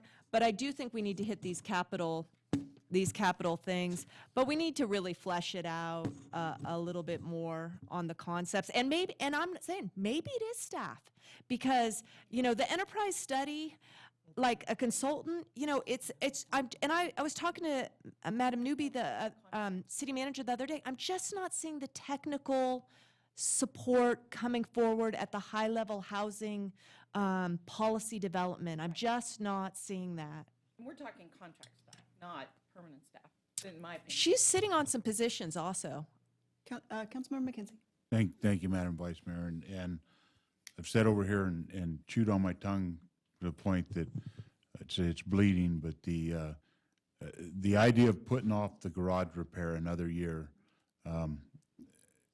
that roof was bad 6 years ago, and we were having problems with it getting saturated with water. And the problem with that concrete getting saturated with water the way it isn't as much the fact that it's leaking on the floor below, is the fact that once it's saturated and it freezes, then that concrete fractures. And we're going to be at a point here before long, we're not going to have a choice what we want to do with that garage, because it's going to implode on itself. And I don't see any formula that we've got set up anywhere that's going to create a redevelopment project there, because our redevelopment districts aren't there, and anybody that wanted to build there would want to have redevelopment money involved in their project. I don't see anybody coming in and demoing that garage and building something without major subsidy from the public money to help them do it, and we don't have that kind of money to make that work. $650,000 to make sure that garage stays up for another 10, 15 years is an investment that we should have done a couple years ago. Because I'm not sure we're gonna be able to do that, because when you start getting in there and really checking that concrete out, I don't know how much of it's gonna have to be torn out and replaced, because that roof has deteriorated. And every year that it's been opened up the way it has, and it's been 7, 8 years, I know that roof's been open like that and saturating with water. So the idea that we're gonna hopefully have a redevelopment project come and replace that garage in the near future, and that's more important than keeping the garage standing, to me is just, it's a pipe dream. And Well, Madam Manager, maybe you can help us navigate through this. I understand we have final adoption on the 23rd, correct? That's correct. Yes, it's during your next regular council meeting. So maybe we can charge staff and you with trying to find $1 million or as close thereto as you can to assist us in the priority of our community in this council that we're all feeling right now, to assist with some of the identified housing issues and a potential pilot program, and just come back and we'll flesh it out before we do a final adoption. And if we're not okay with it, we're not okay with it. But I think that we've sat here and talked for about half an hour, 45 minutes about the importance of affordability and helping our most vulnerable to stay in their homes or find their homes and get projects of affordability to go vertical. I have faith in staff that they can do it. So I believe if we take the fund balance below the 8.3% that we have currently proposed, we can come up with your funding. But it would be, that's the policy direction I would look for the council, is if we can go below the 8.3%. No, we can't go below the 8.3%. We can't do that. I think the $1 million could be found, possibly there's some cuts to some other things, maybe it's across the board on some other things. I don't know, services, supplies, and some things. Maybe it's some position control. Maybe it is, though, filling a position that she has that's sitting somewhere and reallocating it. That money's already baked into the budget, but instead of something else. And I think we can get there. I think And there it's can the blight probably fund. be a piece of room tax, a piece of the blight. I think we can get there. We will get there. But what I did hear earlier is that what you want this program to be is a one-time, so you want generally one-time funding for a one-time program. This is for 1 year. You may decide to do another one next year, but this is intended to be a one-time kind of pilot project program. Or to get the policy and ordinance development done so that we Yeah. are actually on track long-term. Yeah. And in my mind, here's an example, is the accessory dwelling unit ordinance is laboring, but it's coming to the planning commission, I think, in 2 days, or next week, or, That yeah. looks like the 20th. to Okay, me. so 30th. the accessory dwelling unit ordinance could have a component that I think it should of amnesty for illegal bootlegged units. There's a bunch of them out. They're fire traps. We hear about too many fires. Tell us a way to stand up through existing resources, maybe, an amnesty program. It could be for, getting new units in, legalized, that could be part of it. Tell us a way to bring in some resources, the home funds, to keep out these aging projects, keep them in service. So it can be some of those things, I think. But the concept of the straight money, that's going to be, that's going to be tough. That may just have to be the 500,000 in my mind from the blight funds. And that's a reallocation. That's not tapping into this 8.3 or the roof. All right, thank you. Can we take 5 for Yes, 10 please. minutes? Yes, please. Think about how we save that money by doing big things like the BX.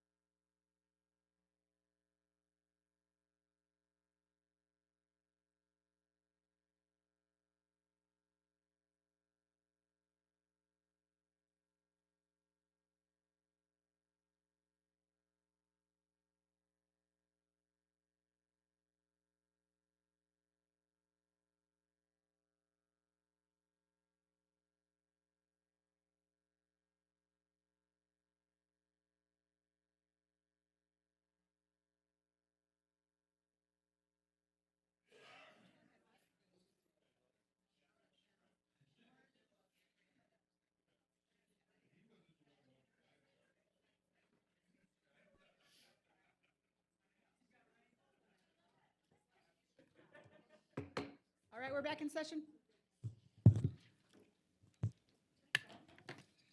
Oh, everybody got so Okay. quiet. So what I would like to see if you guys can settle on a project for the council room tax fund. I heard support for the city hall bathroom, but I would like to make sure that's the direction of the entire council, so that we can make sure that's in the budget going forward. And then we'll go on and talk about the other funds. Somebody can make a motion. I'm not in favor of the bathrooms on the first So floor. move. I have a motion to keep the bathrooms in. I will concur with that. Second? All those in favor say aye. Aye. No. Nope. Okay, it's 3-3. Did it just fail? Wait, the bathroom?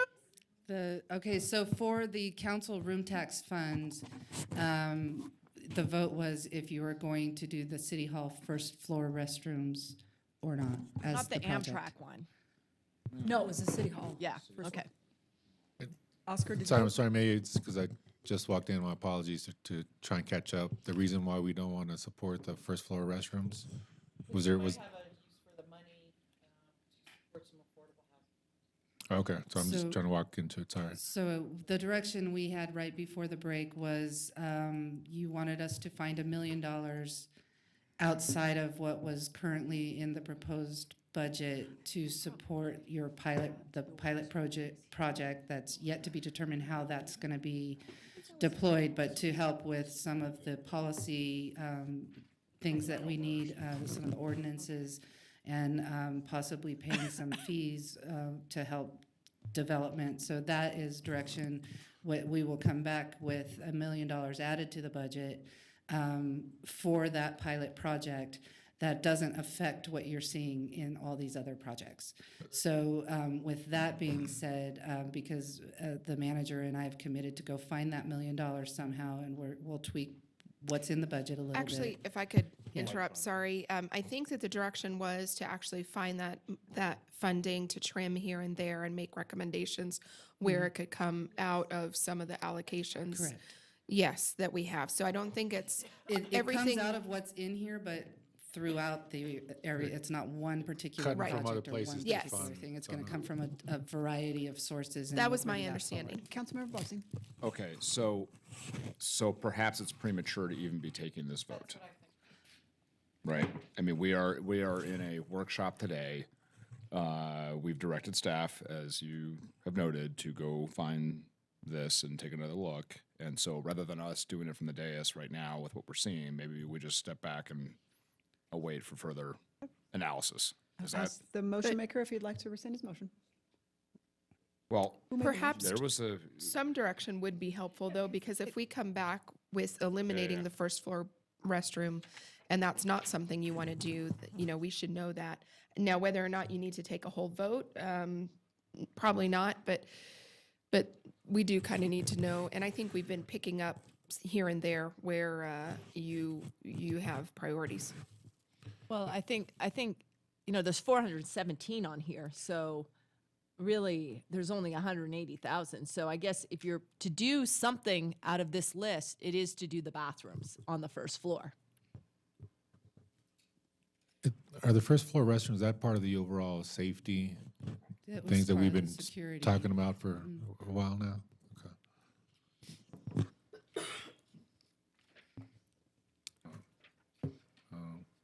All right.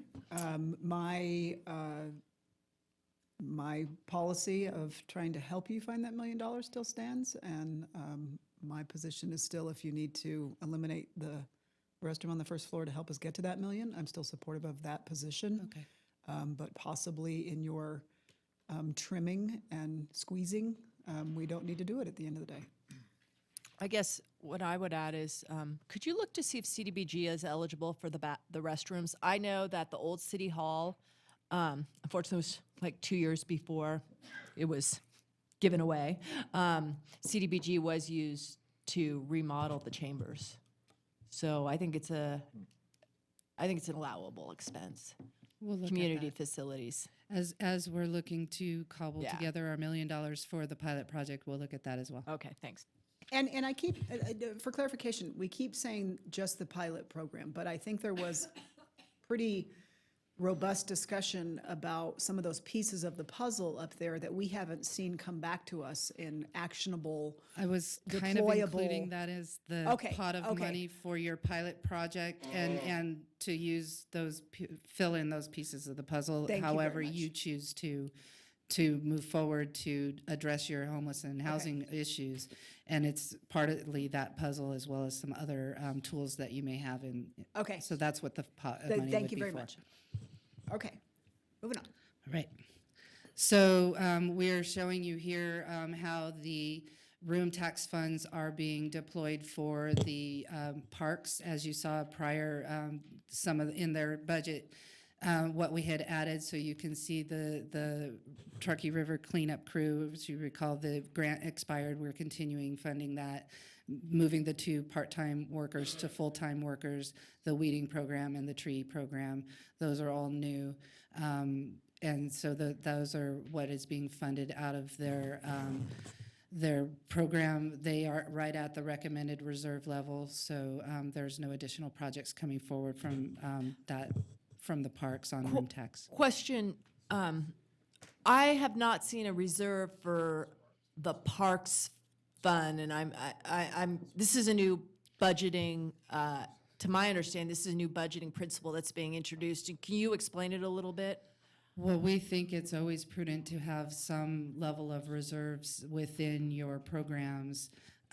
We also showed one on the council room tax as well as a recommended reserve. And then the list of projects were of the money that was available above that reserve amount. So we do recommend that we have reserves in all of these funds because things come up, and we want to be able to be flexible and nimble when these things come forward and have some availability of funding in order to do those throughout the year. That's a different, well, if I could, that seems to be a different approach than what we've done in the past, because we've always had a citywide contingency, and now you're drilling that down to the departments and the programs. I'm going to explain what, if I, Yes, what I Councilwoman recall. Dorr. So how it was explained last time when, because we wanted to invade that balance last budget, was they said there are now staff within the room tax, and it was to provide the contingency, or the balance was to provide some certainty for those staff. And that's why I let it go. Because I was wanting that money for a variety of things, and your predecessor convinced us that, again, because there were staff in there, there needed to be some kind of contingency. So that was why. But I don't know if that thinking still holds, but that's what they said. Wide contingency, a general fund contingency? We have a contingency in the city manager's budget that if it's not spent, goes into the contingency reserves. So that's still program. that is for really to allow that flexibility within the general fund. Okay. As a general fund component. And you know that got reduced a little bit this year because we took a piece of it for ongoing needs. It's just a slight reduction so that if you are looking at the ongoing needs of the organization, you want to make sure you have ongoing revenue for that. And so there is still a contingency. I thought. And then we're also trying to stabilize the budget by adding some money for severances, payouts, those kinds of things as well. Okay. Do contingency expenditures go to the council? Yes, they do. Yes, they do. So my understanding is in the past, there's been more expenditures against the contingency fund. This year, I think we've been pretty disciplined. Yeah. And there was the only the one to replace the document record system That's right. that came through so far Okay. this year. Correct. Okay, thank you. But would that was related to the clerk's office functions? Does that budget include a contingency that under this new principle, we would go to that? No, because the clerk is funded in the general fund. Oh, okay. So the general fund Okay. does have fund balance and does have a contingency. okay. And then we have various different reserves, money reserved for various different Okay. specifics. thank you. So not particular to a general fund department necessarily. Clerk's not allowed to break anything. Don't break anything. So we're just going to go really quickly through the other funds. The court funds are shown here. Again, the resources come in from fees, license, and permits. That's not a large revenue source, and it provides some services and supplies. Wait, I do have a question, and maybe this can come back in a future meeting. Can we get a summary of the available space in the facility? And In we- the court facility? Yeah, we still have a fair amount of space there. Yeah, we have an extra shell courtroom. Can we not produce some revenue off of the space? Absolutely, we can get you that. Okay, Square footage. thank you.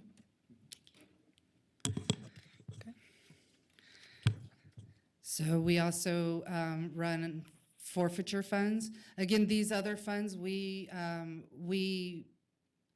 put in the revenue and we also appropriate that revenue at this point in time. We don't necessarily always spend all of that revenue. And, but for forfeiture funds, we generally get $100,000. So that's a pretty conservative revenue amount, and we've appropriated that to allow for the flexibility of how those funds get spent throughout the year. We have a sewer fund. So our sewer fund, as you can see, is a very large fund, and most of the money really comes in revenues, is the charge for services. We do have a large beginning cash balance, and that is because some of our capital projects are on a pay-go rather than bonding for them. So we do need to, they're expensive projects, so we do need to save up money over time to get there. We are spending the money overall. As you can see, one of the largest outlays is capital outlay, $39 million being spent on that. This fund overall, we've added, so there was a full-time senior civil engineer added that is split between the street fund and the sewer fund. We've added an accounting assistant in finance to assist with the billing and the call volume. There's been salary adjustments per the MOUs. And what we've added is there's licensing and support for the lift stations. Those costs increased. We have 2 temporary maintenance workers for vegetation management or weeding, and then we have some equipment for that to help them with that. That's been what's added to that budget. Okay, so Councilwoman Breckus. So I've been mentioning this for several years now, and I think this year it really played out more than ever. That 39 million, I just cannot be comfortable seeing that as a big bulked out number like that.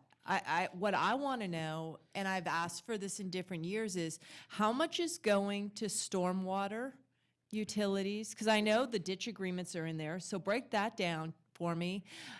How much is going to the collection system, and what are the collection system projects? I mean, it's not adequate to see all of a sudden, oh, wow, there's a real fast need to let out a $2 million contract to design, the boring under the freeway because we can't get 110 units built in the Uri Grove neighborhood because we don't have sewer capacity. So that 39 million, and it doesn't seem like the CIP really corresponds to what the FY is. So how much is stormwater? How much is studies? What are the studies? And where's the capital? And where's the capital balanced? And there's also that inequity with Stumworth. Are we doing work in the Stumworth sewer shed with Tumworth revenue?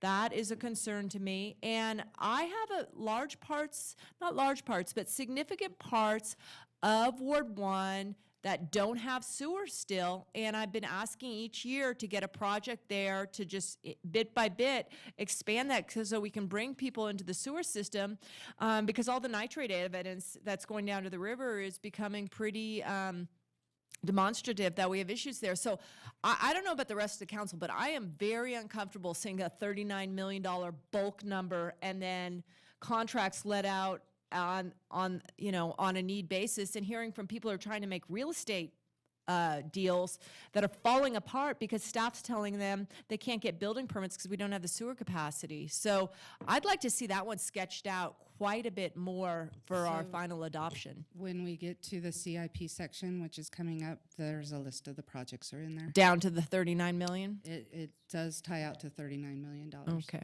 And Councilmember Breckus, also to chime in here, I understand the frustration, and I've been working with Mr. Flansburgh, and we will work more to come back before you and explain some of those projects a little bit more. But then also, there were some requests for some additional employees to really concentrate on the sewer fund, or not the sewer fund, but sewer projects as we embark on a number of these larger projects. And so while those didn't, at least one of them didn't make it in for this budget, I think that we could consider that when you consider the larger sewer program going forward, and we can make that adjustment. Okay, and Later. services and supplies are 12 million. Oh, that's big. What's in that 12 million? Does that include fleet? It would include their cost of managing. Of the fleet, over to the fleet. The vehicles and the fleet assigned to sewer. How much yes. is fleet in that 12 million? I don't know that. I can get that for you. All right, continue on. We're going to be out of here at 2. So the next one is showing the building fund. And again, we've done the salary adjustments per the MOUs. We've added funding for the Acela, to help manage the Acela program. We've added money to replace the IVR, and some additional funding for large-scale development plan review that outside of the department. For the fleet fund, we've added one full-time equivalent equipment mechanic, and again, made the salary adjustments associated with the MOUs. For the risk fund, we've really made no big changes to the risk fund. Councilwoman Breckus? It's a little bit more closely. Well, okay, the services and supplies in here is bouncing all over the place. So the 17-18 services and supplies was 3.9. How much of that was expended? So 17-18, that's what's projected to be spended through the end of the year. So it's an analysis based on, I don't know. Year to date. Yeah. Year to date. And they just bring it forward. Yeah, I'd like to see broken down the 17-18 year-to-date services and supplies for risk, and why. I mean, you say you haven't made many changes, but it's a $1.5 million difference in the services and supplies. So the services and supplies would also include outside counsel.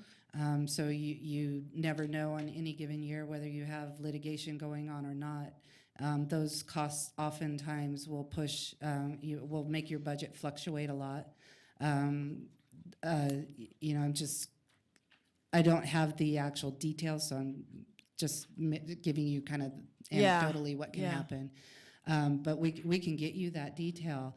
But that's where you're going to see fluctuations in this kind of a fund anyway, because things happen year to year that are different every year.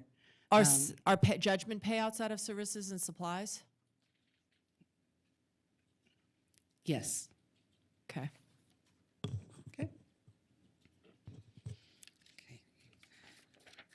So we also have a self-funded medical fund. And again, you'll see this is where we pay our medical premiums and how we give the benefits to our employees.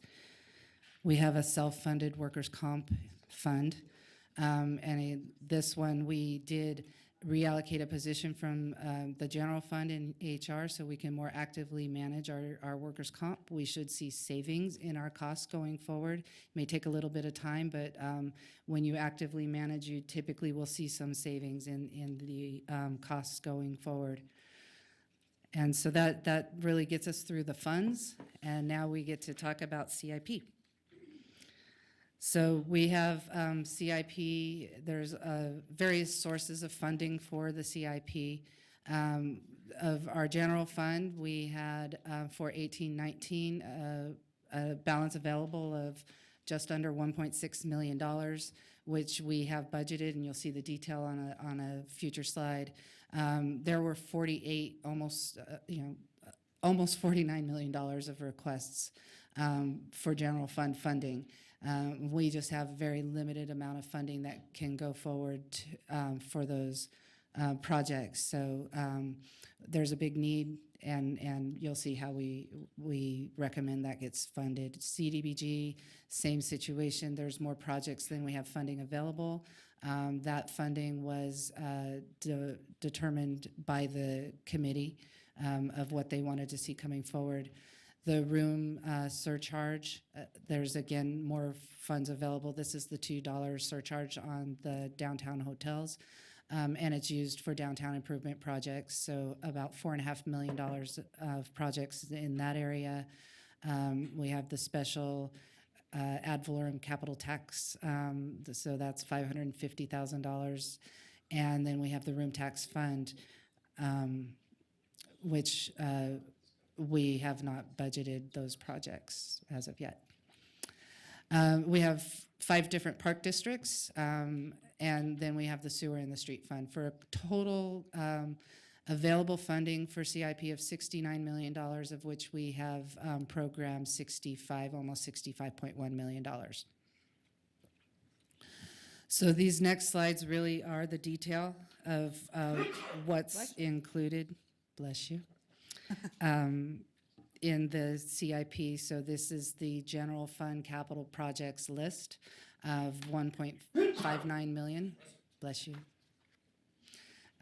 It does, there are most of them various locations. As you can see, there is, the City Hall parking garage improvements. That's typically in there every, we have the 400,000 for repairs and typically have money in there for their improvements every year. May I ask a question? This is just an observation question on the parking garage. So every time somebody slams into the door and the cement pillar and the whole thing, do we have to pay to repair that every time? Or does the service provider that installed it? For the record, John Flansburgh, Director. So when we have accidents like that, we have cameras in the garage. We, for instance, we had an incident this past weekend, and we have the information on the vehicle, the driver, the plates, all that kind of stuff.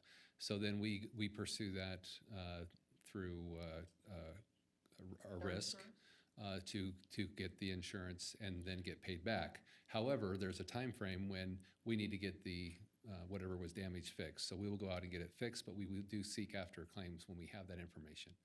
So, and that would be, regardless of where it is. Sometimes if somebody knocks down a light and we don't know who did it, we don't have anybody to go after, but typically when those things happen, we do have a police report or something to go off of, and we do get money reimbursement back from insurance. It would be interesting to do, maybe we can do a full year, maybe going forward, and see what the costs are associated with repairing it versus what we recover from it. It just seems like people crash through those and they're broken a large majority of the time. The one on the east side, it's a funky position to try to maneuver to do the left turn out of there, and I see people catching themselves on it with some regularity. I've almost done it, and if you swing wide enough, then you can't reach out far enough. I just don't know if, I'm just wondering, the security of the parking garage is evident. It is much cleaner, safer, the whole thing, but it seems to be the cement barrier thing is really problematic, at least the one on the east side. Maybe it's my driving, I don't know. Thanks.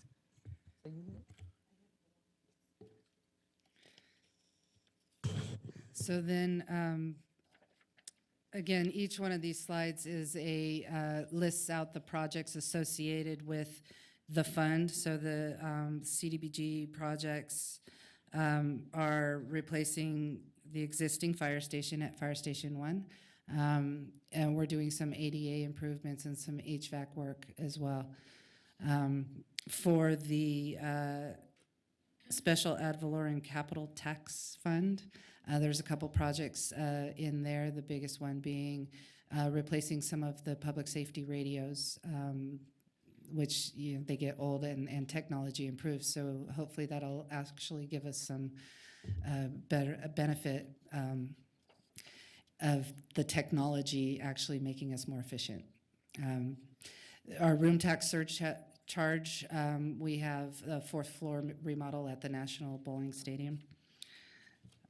For the room tax fund, we show the art and public places and the Steinberg poles. And then for each park district, there's well, we just list them, all the park districts together, but there are 5 districts. So we have money programmed in District 1 and District 4 for park projects.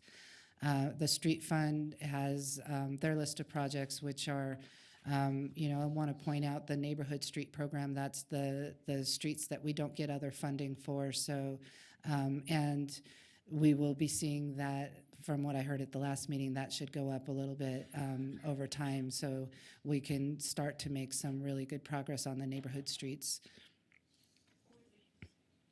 I guess for next time, it would just be good, or before the next meeting, the council meeting, it would be good, and maybe we've seen this once already, but the breakdown in the park districts, what those funds are budgeted to for. If we could get that for next time. You mean what the? On page 74. Right. You mean the fund balance in each of the park districts? It would be good to get the fund balance, and also we have a budget and what that's to be used for. Well, the money that we have here, it is for capital only by district. Right. So we only have program capital projects in Park District 1 and Park District 4. The other 3 districts, we don't have capital projects programmed in them for the coming year. Right, I understand. But what I'm saying is the 1.2 million in Park District 1. Right. What's it for? Well, but on page 77, So it says to develop master 77. plan and expand the park features at. I was looking at page, yeah. Sorry, the next page, That's okay. 75. Mayor's Park. So we have it here. Yes. Okay, thank you. Councilwoman Breckus? Yeah, so on the room surcharge tax, I mean, talk about misaligned priorities. Is $4 million for that bowling stadium. It's like, boy, that's a contract that we got signed into. But I'd like to suggest that we look at doing the Amtrak station, both the bathrooms and the remodel of the other property with those funds, because they're eligible, as I recall. And then the Sternberg lights, are those even eligible for the surcharge? Also, the Sternberg lights, I mean, we keep doing 100, 100, 100. Are we spending all of that money each year? Yes, most recently, I mean, it hasn't been 100,000 for every year, but most recently it has. We had several failures showing in some of the first edition lights that we had coming in. And Yeah. so we've been getting those replaced. We worked with the manufacturer to get a reduced price for those replacements. So we negotiated a reduced price. And so we're taking advantage of that reduced pricing. This is the last year that we will get that reduced pricing. So Okay. we want to maximize that for our replacements. I mean, I'd sure love to see if we can go to the surcharge tax on that, and maybe that floor of $4 million won't be that much. Also, the bridges. I mean, I'm very solid on taking care of our bridges, and I think we really neglected it for a lot of years, and I've been very advocate about it. But that should be RTC money. I mean, we all know that. I'd love to see, because there's not any money for sidewalk panel replacement. And I think the sidewalk panel replacement program really needs to get going because, I had an 88-year-old neighbor come down to my house the other day in great pain, and he fell off a gravel one. And, I haven't gone in and called it in, but, we've got sidewalk panels out there that are not, they're unsafe. And so why can't you get that money from RTC to take care of the bridges? I mean, those are all high volume roads. For the record, John Flansburgh. This is for the maintenance of the bridges. So RTC typically does the capital projects. If we're going to do a capital project, then we certainly are programming them. We have them programmed for the Sierra Bridge, the Arlington bridges. So we are putting those into their program and their CIP. But when you look at things like needing to do some new expansion material and crack sealing, those types of maintenance items, then that, as the owner of the bridge, those are things that we cover in our maintenance. Yeah, I just think we're really shorting ourselves on sidewalk replacement, repair, and the 200,000 for the calming devices and ped flashers. I mean, I hear those requests all the time. And I certainly don't disagree with you. In the CIP for general, we do have 50,000 for the annual sidewalk program and 50,000 for ADA access. In the past, we've used some CDBG funds for that as well. I don't believe that we had that this year. Yeah, because we need a fire truck. Okay. So here's this on slide 78. This is a list of the sewer projects that are included. Councilwoman Breckus? I mean, where is it? It's number 78, right? Okay, the 12 million for the capital system collection. Can we break that down by what projects we're going to do, by the sewer shed, and also, are we going to put in any new collection system into, areas that don't have sewer already? And how much of this is stormwater maintenance? So so a couple questions there. For the record, John Flansburgh. The next page has a list of projects for the collection system. We don't break them out by general area. We do try to give them a name that kind of gives you an idea what area that they're actually in. These projects are ones anticipated over several years. The next 2-3 years. It's not just limited to 1 year, because as you're aware, the amount of work that goes in for coordination with our other utilities, doing design, and then getting prepared for construction is generally a 2 to 3 year process. We do have a couple items in there about sewer extensions, and of course we're looking at those as we go in to do street reconstruction type work. That's the time to do it. So as you are aware, we're doing that up in Marthium, where we've added a sewer line in Marthium because it's part of a project that we have going on. So we have it here, and this slide talks about the collection system. We have one set aside separately for storm drain. So these are some of the storm drain projects that we have. You see notably 4th and Stoker. We have received some money from NDOT on that as well. We are waiting for a permit, should be able to get that started soon. We have Autumn Hills in here, for instance, is looking at some design and a potential repair set aside for it. So and the stormwater utility study funding is in there. So I mean, we do kind of lay these out. We have several projects at our Truckee Meadows plant. We have projects including the expansion that we anticipate with the Reno Stead plant, so as we get moving forward with those. So we do lay all those projects out in general.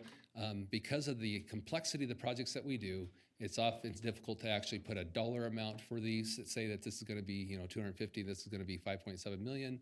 So we don't have the dollars directly. As we get those projects together, then we are better informed. Okay. May I ask a question on what you're seeing on the construction costs? I mean, I know everything's spiked because of the shortage of labor. Are you seeing things stabilize a little, or are they still? It's interesting. We just bid a project out at Tumwharf, and it actually came in below our engineer's estimate for a change. So we hate being low bidder every time. We are definitely seeing that those prices have increased. And certainly, I think we're informing our prices higher as we put those estimates together going forward. But I think if you talk to any of the entities, the RTC that do a fair amount of contracts, they're definitely seeing increases in costs. And those increases can be from anything from the cost of materials, steel, asphalt, cement, to the labor and other things. Oh, okay. Thank you.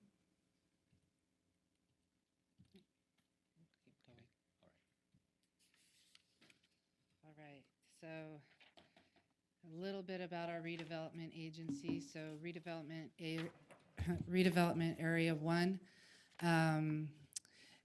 As you can see, we are taking the fund balance down to 0. There is, still some debt service out there that we're working on. So this is just kind of the picture. I have more work to do in redevelopment and to better understand, some of the issues that we're facing, and we'll be working on that in the coming year. So that's the overall recommended uses for the lease on the West Street Market ended March 31st. That's why that's gone away. Wait, can you go back Councilwoman one? Breckes? Yes. What's the miscellaneous, the 393? I can get that for you. And also, is this the last year that we get the payment from the county on the settlement? I believe it is. Is that what that is, do you think, the miscellaneous? No. Okay. I have a question on the parking gallery. That's revenue, correct? The top part is, yes, revenue, and then the bottom part is associated expense. So you can see the revenue from the parking gallery, 700,000, and we spend 550,000. Is that due to some of the new tenants and the leases that we have there, or I believe we didn't so. change the pricing structure, right? No. Okay. Oh, that's good. Okay. So the miscellaneous is $393 in expenditures? Correct. So the miscellaneous expenditures is going to be a variety of things. And I can get you the detail. Yeah, because, the Northwest Quadrant Plan encompasses redevelopment area, and, if an administrative choice is being made on that 393 that isn't bound somewhere, I'd like the council to contemplate using that for that planning function where we're seeing a lot of displacement. Yeah, no, my understanding is redevelopment is, there is no excess funding at this point. We have a little bit coming in redevelopment area 2. But redevelopment area 1 is about to go upside down. And that's why we need to do some more work in that area. Redevelopment area 2, just this last year, started receiving increment again. So again, it's been a very challenging time for redevelopment. As we come out of the recession, the property taxes come back much slower than some of our other revenue sources. Well, do you have a slide for redevelopment too? Yeah. I do. That's this one. Transfer from City of Reno General Fund. What's that? So we transfer money in from the general fund to this area because the debt service that we have for this has a secondary pledge of the general fund. What is the I thought Area 2 did not have debt on it.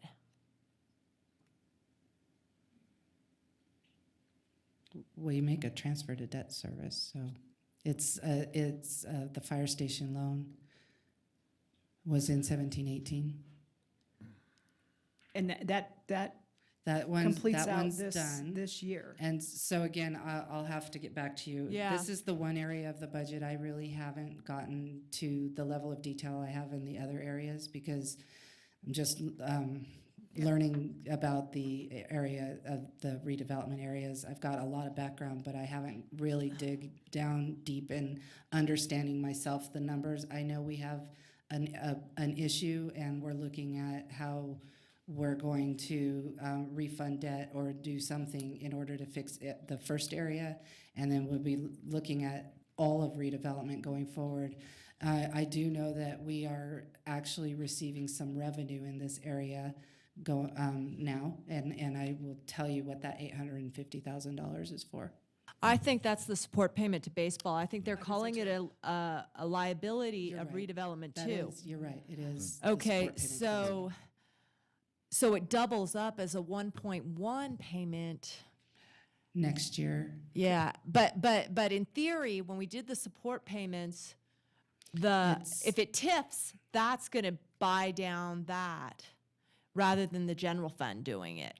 So what we're doing is we've been transferring the general fund money, and then that would reduce as the increment comes back. Yeah, yeah. This is okay, let's get a confirmation if this is the first year of the support payments. Councilmember McKenzie. And thank you, Madam Vice Mayor, and as Jonathan's the turn. manager's looking for money for your housing project, a transfer into the redevelopment from our general fund is one of the first places we ought to look. The agreement with baseball was if we had the money, that they would get their payment, that would get the subsidy. The reason baseball is not making as much money off of this redevelopment district as they anticipated is because they failed to put the development in that would have created the tax increment in there that would have given them those payments. That's on them, not on us. We need to quit subsidizing them from our general fund, and we're fighting over having police officers buying fire engines, and we're subsidizing a baseball stadium that doesn't spend the money to get the increment that they anticipated out of their projects. City Manager Newby, maybe we could confirm too, I thought the last fire station relocation payment was in 19. But what date in 19? Because it's, I don't know. I think we'll need to check and get back to you on that. We can send you a email unless there's someone here that has that recollection. and I thought we broke those payments into 2 annual payments, correct? Or was it 1? I thought we broke the payment into 2, and I thought the fire station relocation payment was later in 19, at least after the July. I may be wrong on this. The timing of this is important because that's our last obligation of a payment, and I'm trying to get the timing right. So maybe we can get that back to us. I Councilwoman Breckus? think we have one more payment that is for the fiscal year, so it's not a full year payment. But the support payments that come in at $850,000, and I voted against the whole agreement, but it's in force, and the waterfall or the consequences on that are really ugly unwind. So I don't know. I mean, we can all go back and investigate it again, but if we don't make that payment, I recall we signed up to an agreement that it's not good consequences for us. Okay. So the fire station is paid off this fiscal year. Oh, okay. It's made maybe June 30th or June 1st. I believe it is made in June. Okay. So it's all support payments from here on out to baseball. Yep. So the $850,000 is what we had agreed, because we didn't have all the money in redevelopment, but it was a city obligation, not necessarily a redevelopment obligation for baseball. So that's it's in the budget. It is up to the council of whether we budget it or not, but we do feel that we have that obligation to make that payment. Why is it budgeted at 1.158 when the transfer is 850? That's what I'm wondering. They get a support payment and revenue in the district? No, Mr. Shipman is shaking his head. I was going to say, they don't get. If memory serves, for the record, John Shipman.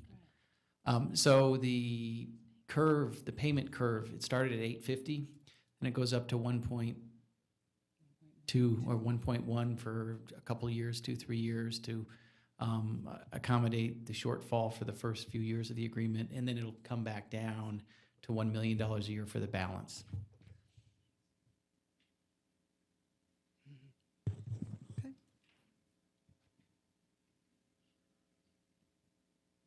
Ooh, where are questions? We have 10 minutes. Anybody have any remaining questions? I'd like a complete review of that agreement because I don't believe that given the fiscal condition of this community, that it is fiscally responsible of this council to pay a subsidy to baseball.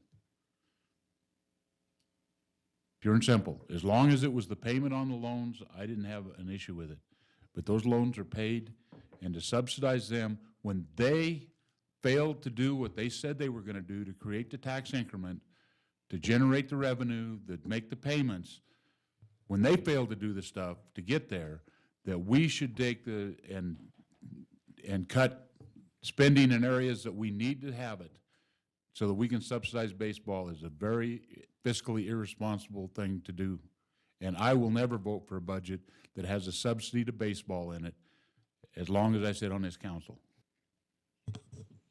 Councilwoman Reckes. Yeah, I mean, let's do a refresher. But what about the fee schedule? Because I did get some inquiries in the last little bit about the fee schedule, and I thought we were going to be looking at that.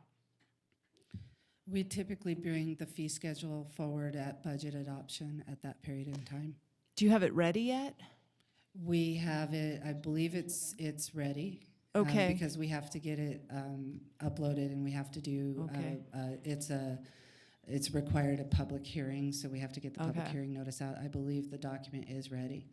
I guess, going up back to conversations we've had is if it takes some re-engineering of the fee schedule is related to parking, and I'm talking all parking, to help us do the strategy and have the resources to staff up the parking program, and even if it's court fines, I'm prepared to go there because I am seeing so much need to stand up that parking program. And I'll even talk to another one is we have delivery operations that are having problematic situations in neighborhoods. It's just our traffic, our transportation, our parking, particularly in the urban area, is just becoming so much more complicated. I don't think we have a good handle on it. The days are gone when the beer truck guy can stop in the middle of California Avenue or Virginia Avenue at 3 o'clock and unload.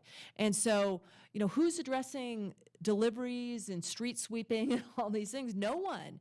And it's just, I just, if that's not in the budget, I want to make a suggestion that we look at a fee structure, even if it's across the board and modest, just to get, that parking expert back on to help us staff up this division. So that was one thing on the fees that I wanted to bring forward. And briefly, we didn't talk about special events. Did we? It was included in the council's, I think it was the room tax budget. Oh, I apologize. We must have just gone Let's right see over it. that. Let's see We that may again. want to go back and revisit this, and the only reason, and as chair of the Special Events Committee, for me to be sitting here saying this might seem counterintuitive, but as Mr. McKenzie says, we are in tough decision times. We certainly have laid the framework with the special events folks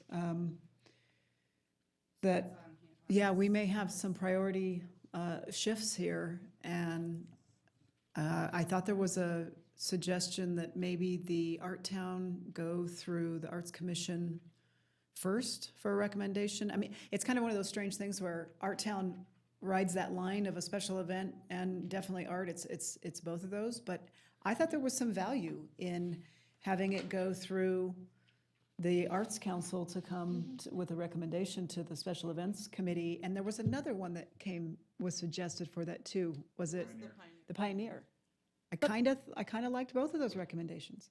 I'm not adverse to rolling those in. I mean, the Pioneer, I think, was given such a poor deal, and it's such a contributing building to our downtown built environment. But I thought police was going to be demanding more resources for these special events that would then reduce the amount of special events because of all the security concerns. How's that playing out? My understanding is that, and I could be wrong, so please help me with this, that room tax, Alexis Hill for the record, that the room tax on fiscal year 18-19 went up because of a request, knowing that police services will be going up due to security issues with special events throughout the nation. Am I correct in that? Okay. That reflected.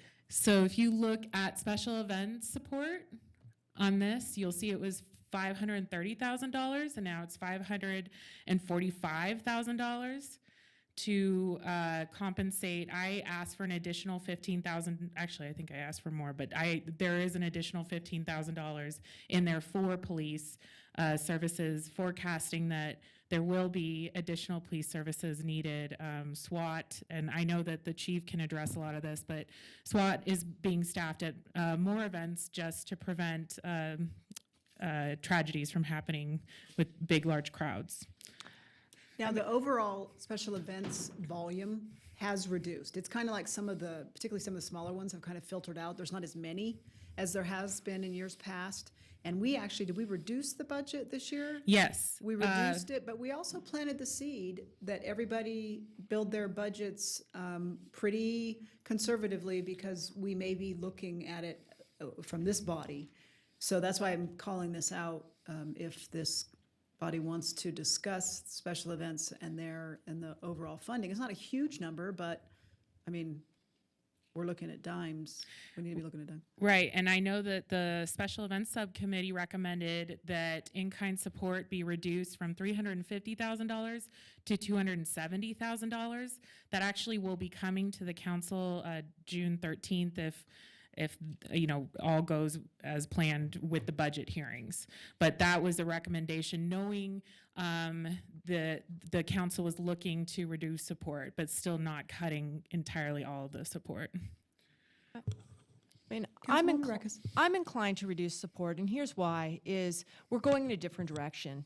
The downtown bid is really to make and activate downtown 365 days a year, where special events are a weekend here, a weekend there. And, with the limited resources, I just feel that special events are going to take a lesser role than our neighborhoods and our urban areas and our parks in a full time as we get ahead of the curve and having a more vibrant downtown. So I think, I'm inclined to go reduce more on that.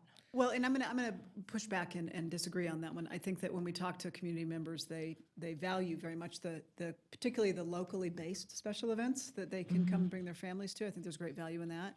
But we have, planted the seed that the thought is that, particularly if you're an event that's been around for quite some time, we're kind of meant to teach you to fly or help you to fly, and then maybe push you out of the nest and have you fly on your own. And those are robust discussions at special events. And we have kind of planted a seed that we may be looking at special events funding. Councilmember Bobzien.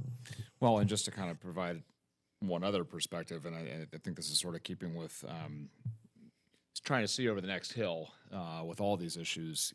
My sense is once the bid is up and running, phase 2 is a conversation about the bid's responsibility for special events programming.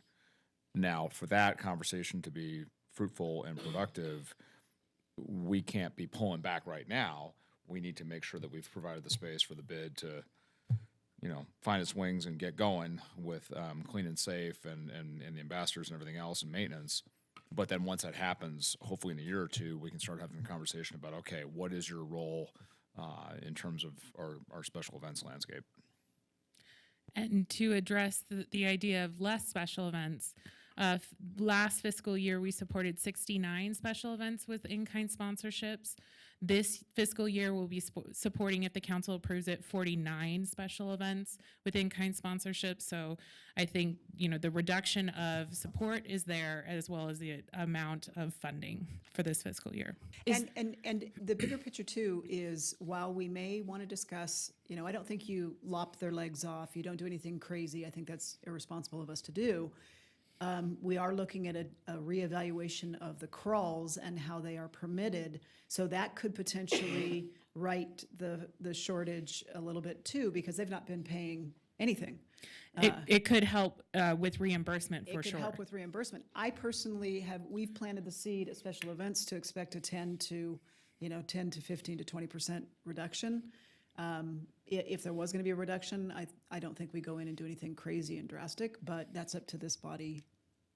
I mean, here's the deal is, I think 65% are in Ward 1. And I'm concerned about the support reduction, because is that the guy who puts up the barricade at Ridge in Arlington on a Sunday morning? I think is the support translate to less support for an event, or is it fewer events? Because the churches, those neighborhoods that are impacted, if we're, that in-kind support is what keeps the neighborhoods, the impacts that they feel. So how's that going to play out? I think many of the community events, if we were to back off support, so even the River Festival, so that's they're setting up now.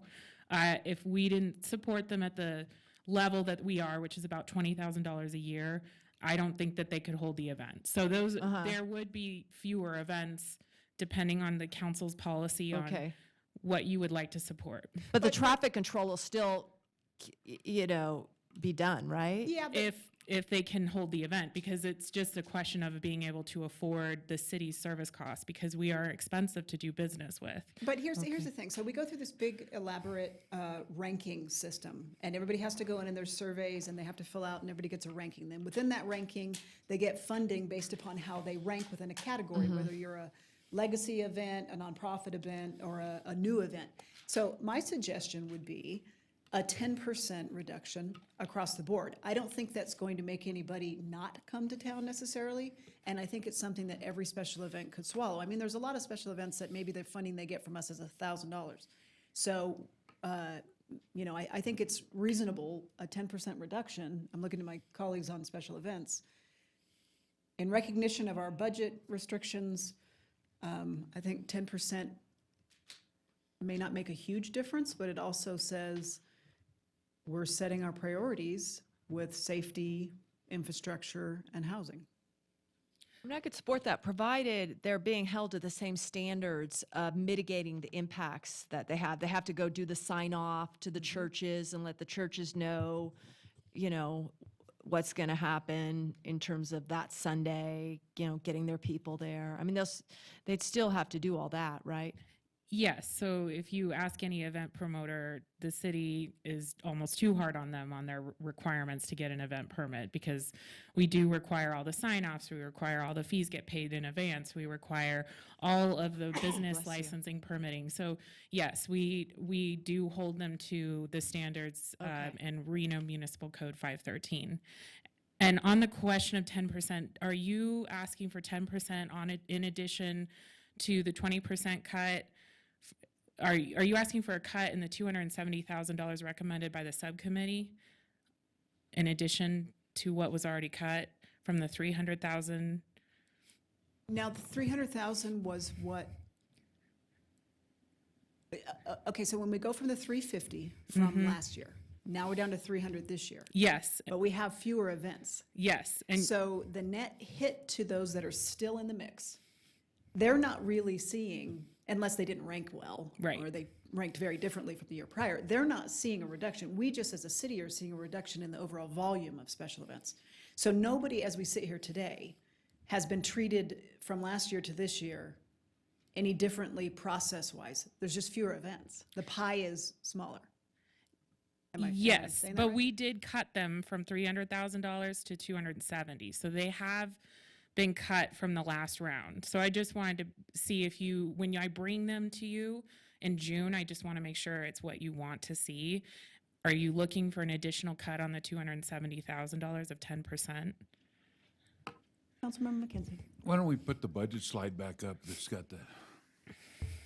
I mean, the reason I can support this is because I just have never understood why we're funding it, if the tourism ones particularly, which I think are the legacy ones, and RSCVA isn't. I cannot figure that out. They get half in lodger's tax of what we get in property tax, and they've shed all their facilities. I mean, what do they spend their money on? And see, Alexis, maybe I'm getting my wires crossed here. I thought we just we took into account the fewer number of events overall, and we put that back into the ones that remained. You're saying we not only did that, we cut it an additional 30,000? Yes, so they are now, the recommendation that will go to you in June will be $270,000 for in-kind support. What did we put in as contingency on that? I hadn't done anything because I wanted to see what you wanted to do at this budget hearing. So I haven't promised. That was our direction to her at our last meeting, was to wait until we figured what we were going to do with budget before we figured contingency.